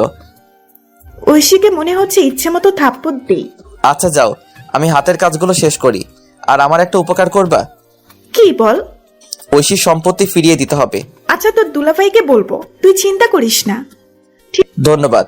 আর এই নে সেই বাড়ির কাগজপত্র। আমি কিছু কাগজপত্র আগে তুলে রেখেছিলাম, এবার বাকিটা তোর জামাই করবে। ঠিক আছে। আর শোন, 2 দিনের মধ্যে কাজটা করতে বলবি প্লিজ, কারণ এই তারিখ ঐশীর জন্মদিন। আমি চাই এই দিনে উপহার দিতে। আচ্ছা ঠিক আছে, এবার কাজ কর। এরপর রাফা চলে গেল। ও আপনাদের বলা হয়নি রাফার হাজবেন্ড পুলিশ, তাই কাজটা করতে বেশি সমস্যা হবে না। আমি কাজ করতে লাগলাম। কাজ করতে করতে দুপুর হয়ে গেল। তারপর ক্যান্টিন থেকে কিছু খেয়ে অফিসের গাড়ি নিয়ে বের হলাম আমি আর রাফা। আমি গাড়ি ড্রাইভ করছি আর তখন রাফা বলল, দোস্ত, ঐশীর কলেজের সামনে দিয়ে যা। কেন? অনেকদিন দেখি না, যা। কিন্তু ভাই প্লিজ। এরপর আমি গাড়িটা কলেজের সামনে দিয়ে নিয়ে যেতে লাগলাম। তারপর আমরা যেতেই দেখি কলেজ ছুটি হয়েছে। আমি গাড়িটা একটু দূরে দাঁড় করালাম। আমি আর রাফা গাড়িতে বসে আছি। হঠাৎ দেখি ঐশী কালকের সেই ছেলেটার সাথে হেসে হেসে কথা বলে যাচ্ছে। মনে হয় পার্কের দিকে যাচ্ছে। আমি রাফার দিকে তাকালাম, দেখি মাথা নিচু করে আছে আর আমাকে বলল, দোস্ত, আমি বুঝতে পারিনি রে। আরে ধুর, বাদ দে। চল, আমাদের দেরি হয়ে যাচ্ছে, এই বিষয় নিয়ে পরে কথা বলবো। এরপর আমি আমাদের কাজের উদ্দেশ্যে যেতে লাগলাম। ওদিকে ঐশী আর সানি হেঁটে হেঁটে পার্কে চলে গেল। পার্কে তারা একটা জায়গায় বসলো। আর তখন সানি বলল, একটা কথা বলবো। বলো। আমি তোমায় খুব ভালোবাসি। কিন্তু এটা হয় না। তুমি আমার কাছে চলে আসো। আর শাহরের মনে হয়তো বাবার সম্পত্তির জন্য এমন করেছে। না, কিন্তু চলো দুজন মিলে শুরু থেকে শুরু করি। আমাকে সময় দাও কয়েকদিন। আচ্ছা শোনো, আমি তোমাদের জন্য ডিভোর্স লেটার তৈরি করব। আমার কাকা উকিল। এত তাড়াতাড়ি না, আমি বললে তারপর। আচ্ছা চলো, তোমাকে এগিয়ে দিয়ে আসি। না, লাগবে না, আমি রিক্সা নিয়ে চলে যাব। ঠিক আছে। এদিকে আমি মিটিংয়ে বসলাম। মিটিং শেষ হলো বিকালে। তারপর আরো কিছু কাজ করে সন্ধ্যাবেলায় অফিসে আসলাম। তারপর কাগজগুলো রেখে স্যারের রুমে গেলাম। স্যার আসবো? আসো, তোমার জন্য অপেক্ষা করছি। আমি গিয়ে ফাইল জমা দিলাম আর স্যার দেখতে লাগলো। কিছুক্ষণ পর স্যার বলল, গুড, তোমার জন্য আমাদের কোম্পানি কাজটা পেয়েছে। স্যার এই কোম্পানির আরেকটা শাখা আছে না? আছে, এটা তো রাঙামাটি। কেন? স্যার আমাকে ট্রান্সফার করে দিন রাঙামাটি প্লিজ। কিন্তু কেন? স্যার এমনি, ওখানে একা থাকতে চাই, প্লিজ স্যার। আচ্ছা ঠিক আছে, আমি তোমাকে এই অফিসের ম্যানেজার হিসেবে পাঠাচ্ছি। আর ওখানে একটা লোক দরকার। স্যার সাকিব কবে দেশে আসবে? আরও নাকি 2 বছর থাকবে। ও আচ্ছা স্যার, আমি 2 দিন পর যাব, আপনি ব্যবস্থা করে দিন। আচ্ছা, তোমার ম্যাডাম কিন্তু যেতে বলেছে, সবসময় তোমার কথাই বলে। স্যার যাওয়ার আগে দেখা করে যাব, চলুন বাসার দিকে যাই। চলো। এরপর স্যারকে নিয়ে বাসার উদ্দেশ্যে রওনা দিলাম। ড্রাইভার আমাকে আমার বাসার সামনে নামিয়ে দিয়ে স্যারকে নিয়ে চলে গেল। আমিও চলে আসলাম বাসায়। বাসায় এসে কলিং বেল দিলাম। একটু পর ঐশী এসে দরজা খুলে দিল। আমি কোনো কথা না বলে ফ্রেশ হতে চলে গেলাম। আমি ফ্রেশ হয়ে এসে দেখি ঐশী দাঁড়িয়ে আছে। তাকিয়ে দেখি প্রচুর রেগে আছে। কিন্তু আজ কেন জানি ওর রাগ আমার কাছে ভালো লাগছে না। আগে থাকলে হয়তো আমি রাগ ভাঙাতাম। আমি শুয়ে পড়লাম আর ঐশী এসে বলল, কি হয়েছে? কিছু না। আমার ভুলটা কোথায়? আরে তুমি কেন ভুল করবা? তাহলে আগের মতো আদর করো না কেন? আর খাবার খাও না কেন? আচ্ছা খাবার দাও। আসো। তারপর ঐশী খাবার দিল। আমি উঠে বসলাম আর খাবার খেতে লাগলাম। অল্প খাবার খেয়ে শুয়ে পড়লাম আর তখন বলল, আমাকে একবার বললে না আমি খেয়েছি কিনা? সরি, মনে ছিল না। আমার খুব ঘুম পাচ্ছে, ঘুমাবো। ঐশী কান্না করছে। আমি মনে মনে বলতে লাগলাম, কেন এই মিথ্যে নাটক করছো? সরাসরি বলে দিলেই তো পারো। আমি আর তোমাকে বেশি দিন জ্বালাবো না। তোমার জন্মদিনের শ্রেষ্ঠ উপহার আমি দিব, যেটা তুমি চাচ্ছ, তবে সারা জীবন দূর থেকে ভালোবাসবো। এসব ভাবতে ভাবতে ঘুমিয়ে পড়লাম। আর মাঝরাতে ঘুম ভেঙে গেল। পাশে দেখি ঐশী ফোন টিপছে। আমি হালকা উকি দিয়ে দেখি কারোর সাথে চ্যাট করছে। আমার তখন মনে হচ্ছিল আমি একটা অপদার্থ, নিজের বউ অন্য কারোর সাথে চ্যাটিং করছে। এর চেয়ে কষ্ট আর কি হতে পারে? আমি চুপচাপ কান্না করতে লাগলাম। নিজের সবটা দিয়ে ঐশীকে ভালোবেসেছিলাম, কিন্তু ঐশী এতটা নিচে নামতে পারে আমি কখনো কল্পনা করতে পারিনি। কি দোষ আমার? আমি তো ভালোবেসেছিলাম। সেই রাতে আর ঘুম হলো না। রাত প্রায় 4টার দিকে ঐশী ঘুমিয়েছে, আমি ঘুমাইনি। আমি ফজরের আজানের সময় উঠে চুপচাপ রেডি হয়ে নিলাম। তারপর রেডি হয়ে বাসা থেকে বের হয়ে নামাজ পড়ে পার্কে কিছুক্ষণ হাঁটাহাঁটি করে সকালে নাস্তা করে অফিসে চলে আসলাম। অফিসে এসে কাজে মন দিলাম। আর একটু পর রাফা আসলো আর আমাকে বলল, দুপুরে থানায় যেতে বলছে। তার মানে একদিনের মধ্যে কাজ শেষ? দেখতে হবে না জামাইটা কার। আমি আজকে চলে যাব রাতে। আজকেই যেতে হবে? কালকে তো ঐশীর জন্মদিন। আর শোন, ঐশী যে ছেলেটার সাথে কথা বলে তার নাম সানি, বাসা এই জায়গায়। আরে ওই ছেলের ঠিকানা দিয়ে আমি কি করব? তবুও জেনে রাখ, আর ছেলেটা ভালো না। ও শোন, তুইও সাথে যাবি থানায়। আচ্ছা ঠিক আছে, এখন কাজ কর। এরপর রাফা চলে গেল আর আমিও কাজ করতে লাগলাম। কাজ করতে করতে দুপুর হয়ে গেল। তারপর স্যারের রুমে গেলাম। স্যার বলল, এই না তোমার টিকিট, ভোর 4টায় বাস ছাড়বে। আর এই যে ফাইল, আর এখানে তোমাকে রাজু একটা ছেলে রিসিভ করবে। ওকে স্যার, এই নিন এই মাসের সমস্ত হিসাব, আর পিয়নের দিকে একটু খেয়াল রাখবেন, লোকটা সুবিধার না। আচ্ছা, আর যাওয়ার সময় আমার বাসা হয়ে যেও। ওকে স্যার, যাই তাহলে। এরপর স্যারকে বিদায় দিয়ে রাফাকে নিয়ে থানায় আসলাম। থানায় এসে সোজা ভাইয়ার কেবিনে গেলাম। দেখি ভাইয়া কাজ করছে। আমাদের দেখে ভাইয়া ভিতরে যেতে বলল। আমরা গিয়ে বসলাম আর উনি বললেন, শাহরিয়ার, এই নাও ফাইল। এখানে সমস্ত সম্পত্তির কাগজপত্র আর দলিল আছে। আর ঐশীর কাকা কাকি এখন জেলে। আমি ফাইল নিলাম আর বললাম, ধন্যবাদ ভাই। এবার বলো কি খাবে? আজকে বাসায় চলো, তোমার খবর আছে। আমি কি করলাম? তখনই রাফা চলে গেল। আমি বললাম, ভাই রেগে আছে কেন? কালকে বাসায় যায়নি। ও আচ্ছা, আর ভাই আজকে রাঙামাটি যাচ্ছি। ও আচ্ছা, আর খুব তাড়াতাড়ি যাচ্ছে হবা। তাই নাকি? এই রাফাকে বলবে না, আমি গিয়ে সারপ্রাইজ দিব। ওকে তাহলে যাচ্ছি, আর দোয়া চাই। ওকে, আল্লাহ হাফেজ। এরপর বিদায় নিয়ে চলে আসলাম। আমি আর রাফা অফিসে আসলাম। অফিসে এসে কাজ করতে লাগলাম আর মোটামুটি সবার কাছ থেকে বিদায় নিলাম। এভাবে অফিস টাইম শেষ হলো। আমি স্যারের সাথে আরও কিছু কথা বলে বাসার দিকে যেতে লাগলাম। যাওয়ার সময় একটা গোলাপ কিনলাম। বাসায় যেতে প্রায় সন্ধ্যা হয়ে গেল। আমি গিয়ে কলিং বেল দিলাম। তারপর ঐশী এসে দরজা খুলে দিল। আমি গোলাপটা আগেই লুকিয়ে রেখেছি। আমি চুপচাপ ভিতরে চলে গেলাম। ভিতরে গিয়ে ফাইলটা আলমারিতে রেখে ফ্রেশ হতে চলে গেলাম। ফ্রেশ হয়ে এসে দেখি আজকে আর তেমন কোনো কথা বলছে না। হয়তো এতক্ষণ এই ছেলের সাথে কথা বলছিল, আর আমি এসে বিরক্ত করলাম। আমি ভাবলাম এখন বাসায় কি করব, তাই ভাবলাম বাহির থেকে হেঁটে আসি। যেই ভাবা সেই কাজ। আমি বাহিরে চলে আসলাম। আমি চাচার দোকানে আসলাম। এসে চাচাকে চা দিতে বললাম আর চাচার সাথে গল্প করতে লাগলাম। আর তখনই আমার ফোনে কল আসলো। আমি ফোনটা বের করে দেখি সাকিব ফোন দিয়েছে। আমি কলটা রিসিভ করলাম। কি রে, কি অবস্থা? শালা, একদিন আমাকে ফোন দিয়েছিস? আরে অনেক বিজি থাকতে হয়। শুনলাম রাঙামাটি যাচ্ছিস। রে, কি হয়েছে বলতো? বাদ দে না, কি দরকার? আমাকে বন্ধু ভাবলে বল। শোন তাহলে।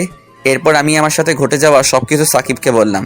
সব শুনে সাকিব বলল, দোস্ত, তোকে সান্ত্বনা কিভাবে দিব, আমার ভাষা নেই। বাদ দে। আর দেশে আসবি কবে? আরো 2 বছর পর। ও আচ্ছা। এরপর সাকিবের সাথে আরো কথা বলে ফোন কেটে দিলাম।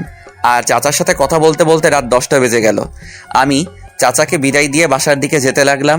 আমি রাস্তা দিয়ে হেঁটে যাচ্ছি আর তখন দেখি কিছু ছেলে একটা ছেলেকে মারছে। আমি তাদের কাছে গেলাম। আমি কাছে গিয়ে দেখি এটা সানি, যে ঐশীর সাথে কথা বলে। আমি পিছন ফিরলাম আর মনে হলো আজকে যদি আমার ভাইকে মারতো তাহলে কি আমি চলে যেতে পারতাম? না, ছেলেটাকে বাঁচাতে হবে। এই বলে আমি অন্য ছেলেদের মারতে লাগলাম। একসময় ছেলেগুলো দৌড়ে চলে গেল আর আমি পাশে তাকিয়ে দেখি সানি দাঁড়িয়ে আছে। আমি কাছে গিয়ে বললাম, ওরা তোমাকে মারছিল কেন? আসলে ওরা আমার সবকিছু নিয়ে যেতে চেয়েছিল, কিন্তু আমি না করি তাই। ও আচ্ছা, রাতে বাইরে থাকতে নেই, বাসায় চলে যাও। এই বলে আমি আবার হাঁটা দিলাম। এদিকে ছেলেটা মনে মনে ভাবছে, শাহরিয়ার ভাই সত্যি খুব ভালো মানুষ, আজ ওনারা না থাকলে আমি হাসপাতালে থাকতাম। এসব ভেবে চলে গেল বাসায়। আমি বাসায় এসে কলিং বেল দিলাম, কিন্তু আজ ঐশী একটু দেরিতে দরজা খুললো আর হাতে দেখি ফোন স্ক্রিন অন করা। আমি আর না তাকিয়ে বিছানায় শুয়ে পড়লাম। আর তখন আমায় বলল, খাবার খাবে না? না। আগে বললে কি হতো, তাহলে রান্না করতাম না। সরি। ভালো লাগে না নাটক। চুপ করে রইলাম। আমি একসময় ঘুমিয়ে পড়লাম। আর যখন ঘুম ভাঙলো তখন দেখি রাত 3টা বাজে। আমি পাশে তাকিয়ে দেখি ঐশী ঘুমিয়ে আছে। আমি ঐশীর ফোনটা হাতে নিলাম আর চেক করলাম, কিন্তু পাসওয়ার্ড দেওয়া আগে তো আমার নাম ছিল, তাই আমার নাম দিলাম, কিন্তু পাসওয়ার্ড ভুল দেখাচ্ছে। আমার আবার মনে হলো সানির নাম দেওয়ার জন্য। আমি সানির নাম দিলাম, দেখি লক খুলছে। ফোনে লক খুলতেই আমি অবাক, কারণ ওয়ালপেপারে সানির পিক। আমার ইচ্ছে করছে ফোনটা ভেঙে ফেলতে। নিজের ভালোবাসার মানুষের ফোনে অন্যের পিক, তাও আবার ওয়ালপেপারে। আর পাসওয়ার্ড, বাহ কি সুন্দর। আমি চ্যাটিং চেক করলাম, দেখি রাত 1:34 পর্যন্ত কথা হয়েছে। আমি ফোনটা রেখে দিলাম। তারপর টেবিলে বসলাম আর একটা কাগজ নিলাম আর লিখতে লাগলাম, পাগলি, তুই যখন এই চিরকুটটা পড়বে তখন আমি অনেক দূরে থাকবো। তোমাকে অনেক ভালোবেসেছিলাম, নিজের সবটা উজাড় করে দিয়েছিলাম, কিন্তু যেদিন দেখলাম তুমি অন্য কারোর সাথে পার্কে বসে আড্ডা দিচ্ছ, তখন মনে হয়েছিল আত্মহত্যা করি, কিন্তু কেন করিনি জানো? ওই যে মহাপাপ, এর জন্য বেঁচে আছি। এত ভালোবাসি তবুও বুঝলে না। আর হ্যাঁ, আমি তো তোমার যোগ্য না। আমার চেহারা খারাপ আর আমি তোমার থেকে অনেক বছরের বড়। তোমার সাথে আমার মিলে না, কিন্তু তুমি যদি প্রথমে না করতে তাহলে এত কষ্ট হতো না। আমি ভুলছিলাম। তোমার বাবার সম্পত্তি তোমায় ফিরিয়ে দিলাম, ফাইলে সব আছে, পারলে সেখানে চলে যেও। আর সানি ভালো ছেলে, তার সাথে নতুন জীবন শুরু করো। দোয়া করি তোমাকে ডিভোর্স দিতে পারবো না। তবে এটা ভেবো না আমি কোনোদিন স্ত্রীর অধিকার নিয়ে সামনে আসবো না। আমি তো ভুলেই গিয়েছিলাম, তুমি তো এখন আর পিচ্চি বউ নেই, তুমি এখন অনেক বড় হয়ে গেছো। ইচ্ছে করছিল শেষবার জড়িয়ে ধরতে, কিন্তু অধিকারটা আর নেই। পাগলি রে, খুব ভালোবাসতাম তোকে। নিজের খেয়াল নিও, আর সানিকে কষ্ট দিও না। ছেলেটার বয়স অল্প, হয়তো সামলাতে পারবে না। চলে গেলাম বহুদূরে, এখানে তুমি নামক কেউ থাকবে না, আর নিজের স্বপ্ন পূরণ করবা। আর লিখতে পারছি না, ভিতরটা ফেটে যাচ্ছে। তুমি আমার আদরের পিচ্চি বউ হিসেবে থাকবে। আল্লাহ হাফেজ, ইতি পাগল। আমি চিরকুট লিখে চোখ মুছে ব্যাগ গুছিয়ে নিলাম, আর আমি রেডি হয়ে আলমারি থেকে ফাইলটা বের করে চিরকুটটা পাশে রাখলাম, আর গোলাপটা চিরকুটের উপর রেখে একবার ঐশীর দিকে তাকালাম। দেখি বাচ্চাদের মতো ঘুমিয়ে আছে, দেখতে খুব সুন্দর লাগছে। মনে হচ্ছে কপালে একটা ভালোবাসার পরশ এঁকে দেই, কিন্তু না, সব ইচ্ছে কি আর পূরণ হয়? আমি বেরিয়ে আসলাম। আমি ফোন বের করে দেখি 3:45 বাজে। আমি তাড়াতাড়ি করে ব্যাগ নিয়ে হাঁটা দিলাম। তারপর বাস স্টেশনে এসে বাসে উঠলাম। তারপর ফোন থেকে সিমটা খুলে ভেঙে দিলাম। ফোনটা পকেটে রেখে বাহিরের দিকে তাকিয়ে আছি আর নিঃশব্দে কাঁদছি। বাস তার আপন গতিতে চলতে লাগলো। এভাবে কান্না করতে করতে কখন যে ঘুমিয়ে পড়লাম মনে নেই। ওদিকে ঐশী ঘুম থেকে উঠে দেখে আমি শাহরিয়ার পাশে নেই। তারপর উঠে টেবিলের কাছে গিয়ে দেখি চিরকুটের উপর গোলাপ রাখা। ঐশী কৌতূহল হলো, তাই চিরকুটটা পড়তে শুরু করলো। চিরকুটটা পড়া শেষ করে নিশ্চুপ হয়ে গেল আর কান্না করতে লাগলো। আর বলতে লাগলো, আমাকে মাফ করে দাও, আমি বুঝতে পারিনি। এই কথা বলে চিরকুট বুকে জড়িয়ে বসে কান্না করতে লাগলো। আর তখনই তার ফোনে কল আসে। দেখে সানি কল দিয়েছে। ঐশী ফোনটা অফ করে দিল আর কান্না করতে লাগলো। এইভাবে অনেকক্ষণ সময় চলে গেল। ঐশী ভাবলো শাহরিয়ারের অফিসে যাবে, সেখানে কোনো খবর থাকবে। হয়তো ঐশী তাড়াতাড়ি করে রেডি হয়ে অফিসে চলে গেল। আর যেতেই রাফার কাছে গেল, কারণ ঐশী আগে থেকে চিন্তা। গিয়ে দেখে রাফা কাজ করছে। ঐশী বলল, রাফা, আসবো? আরে ঐশী, আসো বসো। ঐশীকে বসলো আর বলতে লাগলো, আপু শাহরিয়ারের কোনো খোঁজ জানেন? যেই ছেলেটা তোমার জন্য বাড়ির ছেলে তোমার হাত ধরে চলে আসছে আর সারাদিন কষ্ট করে তোমাকে সুখে রাখতে চাইছে, আর সেই তুমি এতটা নিচে নামতে পারলে? কান্না করছে। পবিত্র ভালোবাসা ছিল শাহরিয়ারের। ওর মতো স্বামী থাকতেও তোমার অন্যজনের সাথে। শাহরিয়ার তো তোমাকে মুক্ত করে দিয়ে গেছে, তুমি সানির সাথে ভালো থাকো। আপু, আপনার পায়ে ধরি প্লিজ, ও কোথায়? এই বলে ঐশী রাফার পা জড়িয়ে ধরলো। এইসব করে লাভ নাই, আমি জানি না কোথায় গেছে, আমি সামান্য এই বলে ফাইল নিয়ে স্যারের রুমে চলে গেল। ঐশী উঠে বাসার দিকে যেতে লাগলো। ঐশী রিক্সা দিয়ে যাচ্ছে আর কান্না করছে। হঠাৎ রাস্তায় দেখতে পাই সানিকে। সানিও তাকে দেখে সামনে আসলো। রিক্সাওয়ালা দাঁড়ালো। সানি বলল, কি হলো, আমার সাথে কথা বলো না কেন?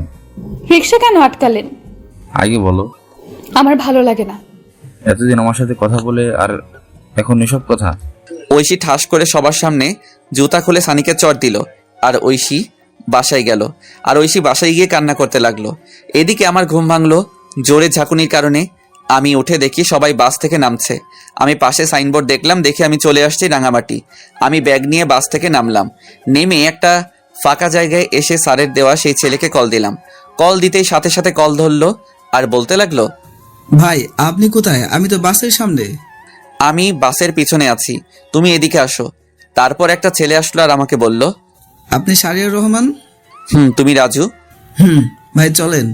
এরপর আমি ছেলেটার সাথে যেতে লাগলাম। একটু পর একটা গাড়িতে উঠলাম। রাজু গাড়ি চালাচ্ছে, আমি চুপচাপ বসে আছি। আমার শুধু ঐশীর কথা মনে পড়ছে। মেয়েটা এখন কি করছে কে জানে, ঠিক মতো খাওয়া দাওয়া করছে তো, এসব ভাবছি। আর তখন রাজু বলে উঠলো, ভাই নামেন, চলে আসছি। ও আচ্ছা। আমি নেমে পড়লাম, দেখি একটা বাসা। তারপর রাজু আবার বলে উঠলো, ভাই বাসা পছন্দ হয়েছে?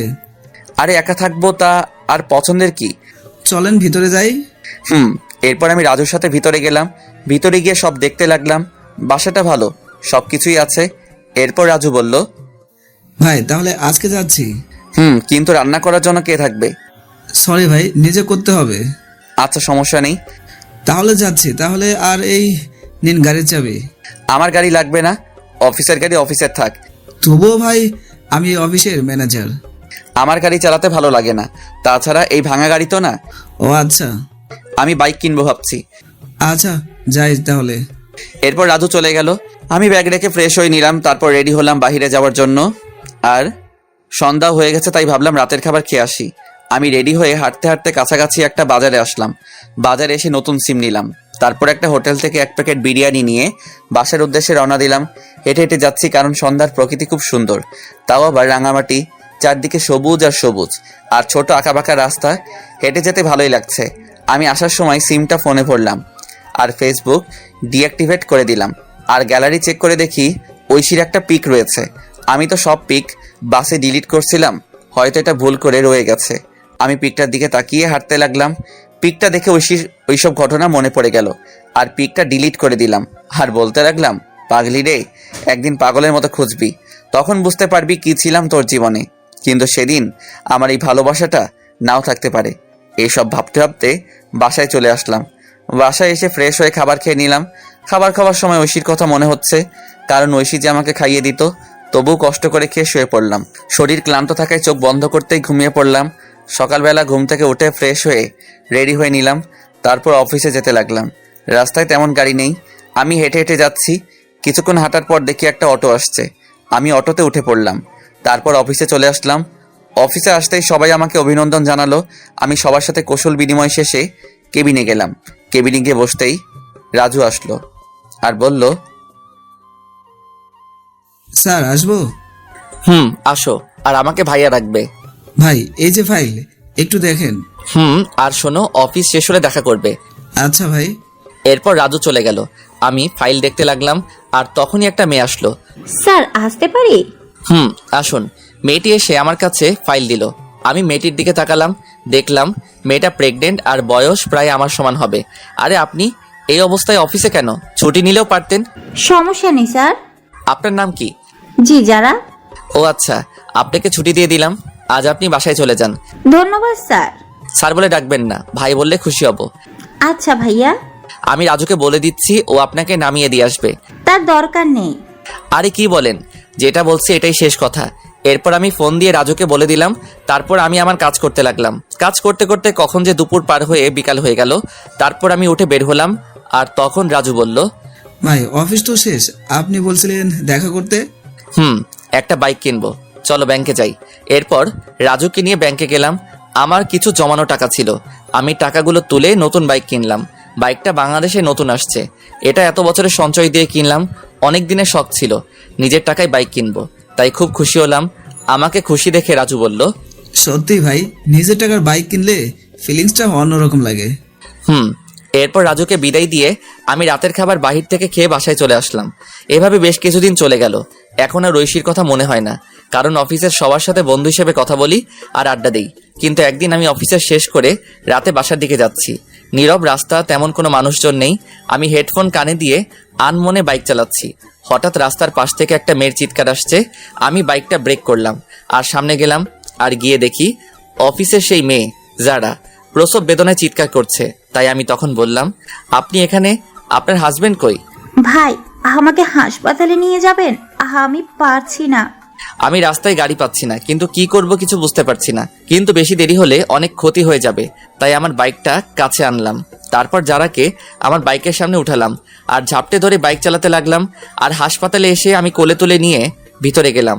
ভিতরে গিয়ে চিৎকার দিয়ে ডাক্তারকে ডাকতে লাগলাম। একটু পর ডাক্তার বেরিয়ে আসলো, আর আমার কোলে যারার এই অবস্থা দেখে নার্সকে অপারেশন থিয়েটারে নিয়ে যেতে বলল। তারপর নার্স ট্রলি করে ওটিতে নিয়ে গেল। আমি বাইরে বসে অপেক্ষা করছি, আর তখন নার্স এসে বলল, আপনি হাসপাতালের ফর্মালিটিগুলো কমপ্লিট করে আসুন। এরপর আমি হাসপাতালের সমস্ত কিছু কমপ্লিট করলাম। তারপর এসে অপেক্ষা করতে লাগলাম, আর বেশ কিছুক্ষণ অপেক্ষা করার পর ওটি থেকে ডাক্তার বেরিয়ে আসলো, আর আমি কাছে গেলাম। আপনি একটু আমার সাথে আসুন। এরপর ডাক্তার আমাকে ওটির ভিতরে নিয়ে গেল, আর তখন যারা মেয়েটি আমাকে দেখে অক্সিজেন মাস্ক খুলে আমাকে বলতে লাগলো, ভাই আমার সময় শেষ হয়ে গেছে, আমি মনে হয় বাঁচবো না। আপনি আমার মেয়েটাকে দেখবেন। আপনার হাজবেন্ড? সে অন্য একজনকে নিয়ে বিদেশে চলে গেছে, আমায় কথা দিন। এই বলে আমার কোলে ছোট মেয়েটিকে দিল, আর আমি কোলে নিলাম। কথা দিলাম আমি মেয়েটিকে আমার পরিচয় মানুষ করব। এই কথা বলতেই মেয়েটি মারা গেল। আমি কান্না করে দিলাম। মেয়েটা আমাকে প্রথমবার দেখে এতটা বিশ্বাস করেছিল। তারপর ডাক্তার এসে আমাকে সান্ত্বনা দিতে লাগলো আর বলতে লাগলো, সত্যি ভাই, আপনি মহান না হলে একজনের বাচ্চা আপনি পরিচয় দিয়ে মানুষ করবেন। আজকে থেকে এই মেয়েটি আমার সন্তান। ডাক্তার আমাকে কান্না করতে করতে জড়িয়ে ধরলো আর বলতে লাগলো, ভাই আপনি মানুষ না, আপনি ফেরেশতা। আমিও ডাক্তারকে জড়িয়ে ধরলাম। তারপর সমস্ত কাজ শেষ করে আমি বাচ্চা মেয়েকে নিয়ে রাত 3টার দিকে বাসায় আসলাম। হাসপাতাল থেকে সবকিছু নিয়ে আসছি, বাবুর ফিডার, দুধ সবকিছু। আমি বাসায় এসে বাচ্চাকে শুয়ে দিয়ে ফ্রেশ হতে চলে গেলাম, আর ওয়াশরুম থেকে শুনতে পেলাম কান্না করছে। আমি তাড়াতাড়ি করে ফ্রেশ হয়ে চলে আসলাম আর বাবুর খাবার রেডি করে খাওয়াতে লাগলাম। আমি যদিও আগে কখনো বাচ্চাকে খাওয়াইনি, কিন্তু ওই যে মানুষ বলে না, পরিস্থিতি সব শিখিয়ে দিয়ে যায়। আমি বাচ্চার পাশে শুয়ে খাওয়াতে লাগলাম, ফিডার দিয়ে।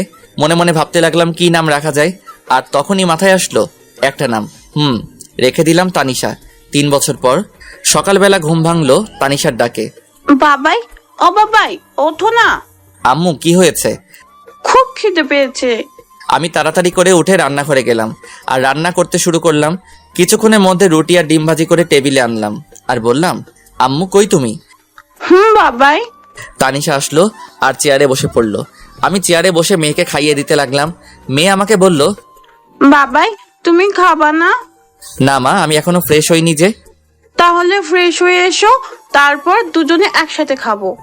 না আম্মু, তুমি খাও। যাও বলছি বাবাই। আমি মেয়ের রাগ দেখে ফ্রেশ হয়ে আসলাম। তারপর দুজনে একসাথে গল্প করতে করতে খাবার খেয়ে নিলাম। তখন তানিশা বলল, বাবাই, আমি ডাক্তার আঙ্কেলের কাছে যাব। আচ্ছা চলো তাহলে। এরপর আমি রেডি হয়ে নিলাম, মেয়েকে রেডি করিয়ে বাইক নিয়ে বের হলাম। তারপর হাসপাতালের দিকে যেতে লাগলাম। রাস্তায় বাবা মেয়ে কথা বলতে বলতে আসলাম। আমি এসে বাইক রেখে ভিতরে গেলাম। আমার আগে তানিশা দৌড়ে চলে গেল। তানিশা যেতেই রাকিব বলল, আরে তানিশা আম্মু যে। এই বলে রাকিব তানিশাকে চেয়ার থেকে উঠে এসে কোলে তুলে নিল। আর তখন পাশে বসে থাকা নতুন মেয়ে ডাক্তার বলল, স্যার, এটা কি আপনার মেয়ে? না, শাহরিয়ার সাহেবের।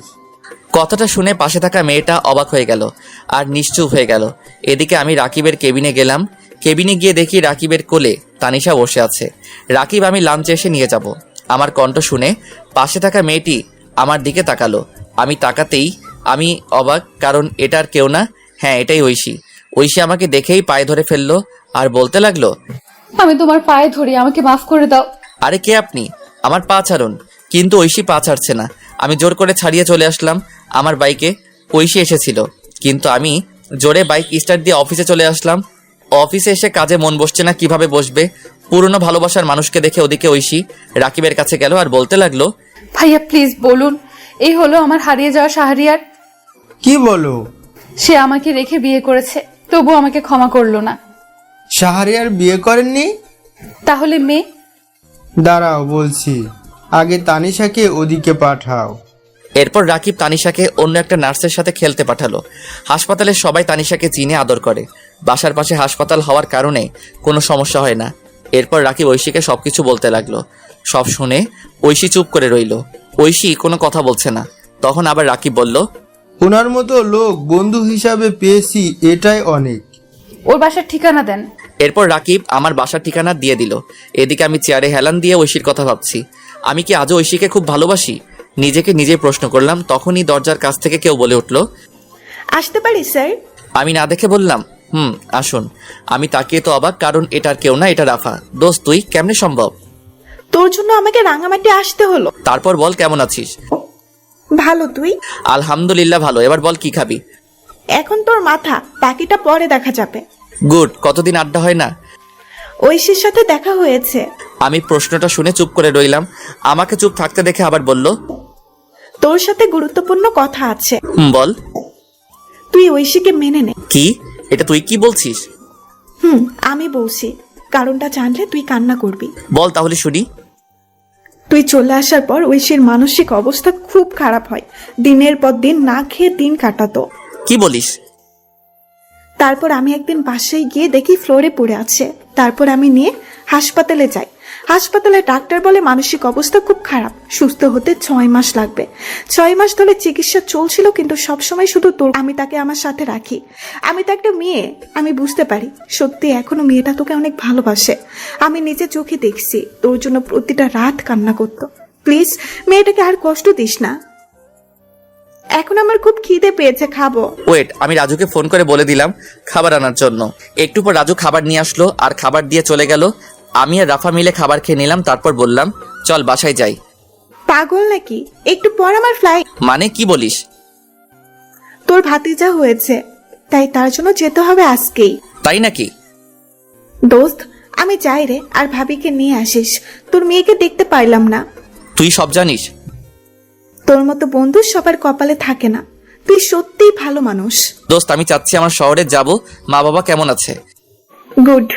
এরপর রাফার সাথে আরো অনেক বিষয় নিয়ে কথা বললাম। তারপর রাফাকে এগিয়ে দিয়ে আসলাম। এভাবে দুপুর হয়ে গেল। আমি দুপুরে বের হলাম আর সোজা চলে আসলাম হাসপাতালে, কারণ মেয়েকে নিয়ে যেতে হবে। তাই আমি এসে রাকিবের কেবিনে গেলাম। কেবিনে গিয়ে দেখি ফোনে কথা বলছে। আমাকে দেখে ফোনটা রেখে দিয়েছে। আমি বললাম, তানিশাকে ডাক দে, বাসায় যাব। বাসায় চলে গেছে। কি বলিস? কার সাথে? বাসায় গিয়ে দেখতে পারবি। আচ্ছা, যাচ্ছি তাহলে। এই বলে যেতে লাগলাম। দরজার কাছে আসতেই রাকিব পিছন থেকে বলে উঠল, এবার আরেকটা তানিশা চাই। এই বলে হেসে দিল। আমি বুঝতে পারছি রাকিব কি বলছে। আমি বাইক নিয়ে বাজারে আসলাম। বাজারে এসে তানিশার জন্য কিছু কিনে বাসায় চলে আসলাম। বাসায় এসে কলিং বেল দিলাম আর একটু পর কেউ দরজা খুলে দিল।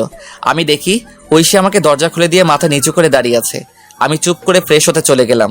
ফ্রেশ হয়ে এসে দেখি তানিশা ঘুমাচ্ছে। আমি খাবার খাওয়ার জন্য টেবিলে গেলাম। টেবিলে গিয়ে দেখি ঐশী খাবার নিয়ে বসে আছে। আমি টেবিলে বসলাম আর সাথে সাথে ঐশী আমাকে খাবার দিল। আমি খাবার খেতে লাগলাম। ঐশীর দিকে না তাকিয়ে আমি খাবার খেয়ে চলে আসতে লাগলাম আর পিছনে ফিরে বললাম, খাবার খেয়ে নিবেন। কথাটা শুনে ঐশী খুব খুশি হলো আর খেয়ে নিল। আমি এসে ফোন টিপছি। আমি আমার পুরনো আইডি লগইন দিলাম আর লগইন করতে দেখি অনেক মেসেজ। আমি জিহাদের আইডিতে মেসেজ দিলাম আর লিখলাম, দোস্ত, এটা আমার নাম্বার আর 2 দিন পর আমি ফিরছি। এটা বলে আরো কিছুক্ষণ ফেসবুক চালিয়ে ঘুমিয়ে পড়লাম। যখন ঘুম ভাঙলো তখন দেখি তানিশা আর ঐশী বসে বসে হাসাহাসি করছে। আমাকে উঠতে দেখে তানিশা বলল, বাবা জানো, মা আমাকে অনেক আদর করে। তাই? আমি বুঝি আদর করি না? করে। আমি মাকে কোথাও যেতে দিব না। আচ্ছা, খাবার খেয়েছো? মা খাইয়ে দিয়েছে। আমি মার সাথে খেলা করেছি। গুড। আমি তাকিয়ে দেখি সন্ধ্যা হয়ে গেছে। তাই ভাবলাম বাহির থেকে হেঁটে আসি। যেই ভাবা সেই কাজ। আর আশেপাশে কয়েকটি বন্ধু হয়েছে, তাই ভাবলাম আড্ডা দিয়ে আসি। আমি রেডি হয়ে নিলাম। তারপর বের হলাম। বাইক নিলাম না, হেঁটে হেঁটে আড্ডা দিতে গেলাম। আড্ডা দিয়ে রাত 11টায় বাসায় ফিরলাম। বাসায় ফিরে দেখি ঐশী খাবার টেবিলে বসে আছে। আমি যেতেই বলল, এতক্ষণ কই ছিলা? রাত কয়টা বাজে? বাহিরে আড্ডা দিলাম। আমি কখন থেকে বসে আছি। সরি। ঐশী এরপর খাবার খাইয়ে দিতে লাগলো। আমি না করলাম না। খাবার খেয়ে রুমে এসে শুয়ে পড়লাম। একটু পর ঐশী আসলো আর সোজা আমার বুকে আসলো। হচ্ছে কি? কেন বুঝতে পারো না? আমি প্রস্তুত না। আমাকে ক্ষমা করা যায় না? ক্ষমা অনেক আগে করেছি। তাহলে কাছে নিতে সমস্যা কি? ভালো লাগছে না। আমি মানবো না। মেয়ে আছে। আমি সানিকে শুধু বন্ধু ভাবতাম আর আমার দেহ শুধু তোমার। আমি ঠাস করে চট দিলাম আর সরিয়ে দিলাম। ঐশী নিচে পড়ে গেল আর তখনই পাশে একটা ফল কাটার ছুরি ছিল, ওটা দিয়ে হাত কেটে ফেললো। আমি সাথে সাথে উঠে পড়লাম আর গালে থাপ্পড় মারলাম। কিসের এত পাগলামি তোমার? তোমার পিচ্ছি বউয়ের অধিকার দাও। আমি তাড়াতাড়ি করে হাত ব্যান্ডেজ করে দিলাম আর বিছানায় শুয়ে দিলাম। ঐশীর উপর এত রাগ হচ্ছে, হাত কেন কাটবে? ইচ্ছে করছে আরো কয়েকটা চট দেই। দাও, তবুও তো তোমার ভালোবাসা পেলাম। উফ, কি যে করি। ঐশী তখন আমাকে ধাক্কা দিয়ে ফেলে পাগলের মতো চুমু দিতে লাগলো। আমি প্রথমে বাধা দিলাম কিন্তু শুনলো না। একসময় আমিও নিজেকে কন্ট্রোল করতে পারলাম না। হারিয়ে গেলাম ভালোবাসার রাজ্যে। ফজরের সময় ঐশীর ডাকে ঘুম ভাঙলো। এই উঠো, গোসল করো, যাও। আরে ঘুমাতে দাও। পরে মেয়ে উঠে পড়বে। উফ, আর একটু। না, এবার উঠো তো, সারা রাত অনেক হয়েছে। এই বলে ঐশী উঠে ফ্রেশ হতে চলে গেল। ঐশী ফ্রেশ হয়ে নামাজে দাঁড়ালো। আমিও গোসল করে নিলাম। তারপর নামাজ আদায় করে আবার ঘুমিয়ে পড়লাম। ঘুম ভাঙলো তানিশার ডাকে। বাবাই, ও বাবাই, ওঠো, 11টা বাজে। আমি উঠে পড়লাম। তারপর ফ্রেশ হলাম। ফ্রেশ হয়ে রান্নাঘরে গিয়ে দেখি ঐশী কাজ করছে। দেখি ঐশী অনেক খুশি। আমি কাছে গিয়ে জিজ্ঞেস করলাম, আজ এত খুশি? অধিকার পেয়ে গেছি রাতে। মুচকি হাসি দিলাম। আজকে আমার বাসায় যাব। সত্যি? রেডি হও। আমি তানিশার কাছে আসলাম। এসে বললাম, আম্মু আজকে তোমার দাদার বাসায় যাব। ও তাই? আচ্ছা, আমি রেডি হচ্ছি। তোমার আম্মুর কাছে যাও। ওকে বাবাই। এরপর তানিশা ঐশীর কাছে চলে গেল। আমিও ব্যাগ গুছিয়ে নিলাম। তারপর অনলাইনে টিকিট কাটলাম। বিকেলবেলা সবাইকে নিয়ে বের হলাম। যথাক্রমে সবকিছু শেষে চলে আসলাম নিজের শহরে, যেই শহর একদিন রাতের অন্ধকারে ঐশীর হাত ধরে ছেড়েছিলাম। তারপর গাড়ি দিয়ে আমাদের বাসার উদ্দেশ্যে রওনা দিলাম। এই কয়েক বছরে চারদিকে অনেক পরিবর্তন হয়ে গেছে। বাসায় যেতে যেতে রাত 8টা বেজে গেল। আমি গিয়ে কলিং বেল দিলাম। বেশ কিছুক্ষণ পর মা এসে দরজা খুলে দিল। তারপরে মা আমাকে দেখে জড়িয়ে ধরলো। আমিও মাকে জড়িয়ে ধরলাম। তুই আমাদের একবার বলতি, তোর জন্য আমরা কি না করতাম। মাফ করে দাও মা। পাশে কে? তোমার বৌমা আর নাতি। মা গিয়ে ঐশী আর তানিশার সাথে কথা বলতে লাগলো। আমি ভিতরে আসলাম। এসে দেখি বাবা, ভাইয়া, ভাবি আর একটা বাচ্চা ছেলে বসে আছে। আমাকে দেখে সবাই অবাক। তারপর আর কি, সবাই আমাকে ইচ্ছে মতো বকা দিতে লাগলো। অবশ্য মায়ের কথাই মেনে নিয়েছে। এখন আমরা খুব সুখী, নেই আর কোনো কষ্ট দুঃখ। তারপর আমি আমার রুমে গেলাম, রুমটা আগের মতোই আছে। আমি গিয়ে ফ্রেশ হয়ে নিলাম, তারপর শুয়ে পড়লাম। শরীর ক্লান্ত থাকে, কখন যে ঘুমিয়ে পড়লাম বুঝতে পারলাম না। ঘুম ভাঙলো ঐশী জড়িয়ে ধরাতে। আমি তাকিয়ে দেখি ঐশী আমার বুকে। ঘুম ভাঙলো তাহলে? কয়টা বাজে? রাত 2টা। কি? আমি তো খাবার খাইনি, খুব খিদে পেয়েছে। এই জন্যই তো খাবার রুমে নিয়ে আসছিলাম। তানিশা কই? তার দাদুর সাথে ঘুমিয়েছে। ও, এরপর আমি ফ্রেশ হয়ে আসলাম। তারপর ঐশী আমাকে খাইয়ে দিল, আমি ঐশীকে খাইয়ে দিলাম। খাবার শেষ করে লাইট বন্ধ করে বারান্দায় আসলাম, এসে চাঁদ দেখতে লাগলাম। ঐশীকে পিছন থেকে জড়িয়ে ধরে তখন ঐশী বলল, এই দিনটার জন্য অপেক্ষা করছিলাম। তাই? তবে বিয়ে হয়েছে অনেক আগে। এতদিনে 4-5টা পোলাপান থাকার কথা, কিন্তু এখনো কিছুই হলো না। তাহলে হবে নাকি আজকে? আজকে সম্ভব না। কেন কেন? বুঝতে পারো না কেন? আমি তো আপনার মতো ডাক্তার নই। থাক, বুঝতে হবে না। কখন থেকে? দুপুর থেকে। বলনি কেন? রাস্তায় কি করে বলি? আছে না, আনতে হবে। সকাল পর্যন্ত চলবে। আচ্ছা, সকালে এনে দিব। পেট ব্যথা করছে। চলো রুমে। আমি কোলে করে নিয়ে রুমে আসলাম, এসে শুয়ে দিলাম। তারপর পেটে হাত দিলাম। পেটে হাত দিতেই ঐশী কেঁপে উঠলো। আমি বললাম, ঘুমিয়ে পড়ো। জড়িয়ে ধরো। আমি শক্ত করে জড়িয়ে ধরলাম। তারপর দুজনে ঘুমিয়ে পড়লাম। এভাবে চলতে লাগলো আমাদের মিষ্টি সংসার। হাই বন্ধুরা, গল্পটা কেমন লাগলো অবশ্যই কমেন্ট করে জানাবেন। আর যারা এখনই চ্যানেলটিকে সাবস্ক্রাইব করেনি তারা অবশ্যই প্রেমের তাজমহল চ্যানেলটি সাবস্ক্রাইব করে রাখুন।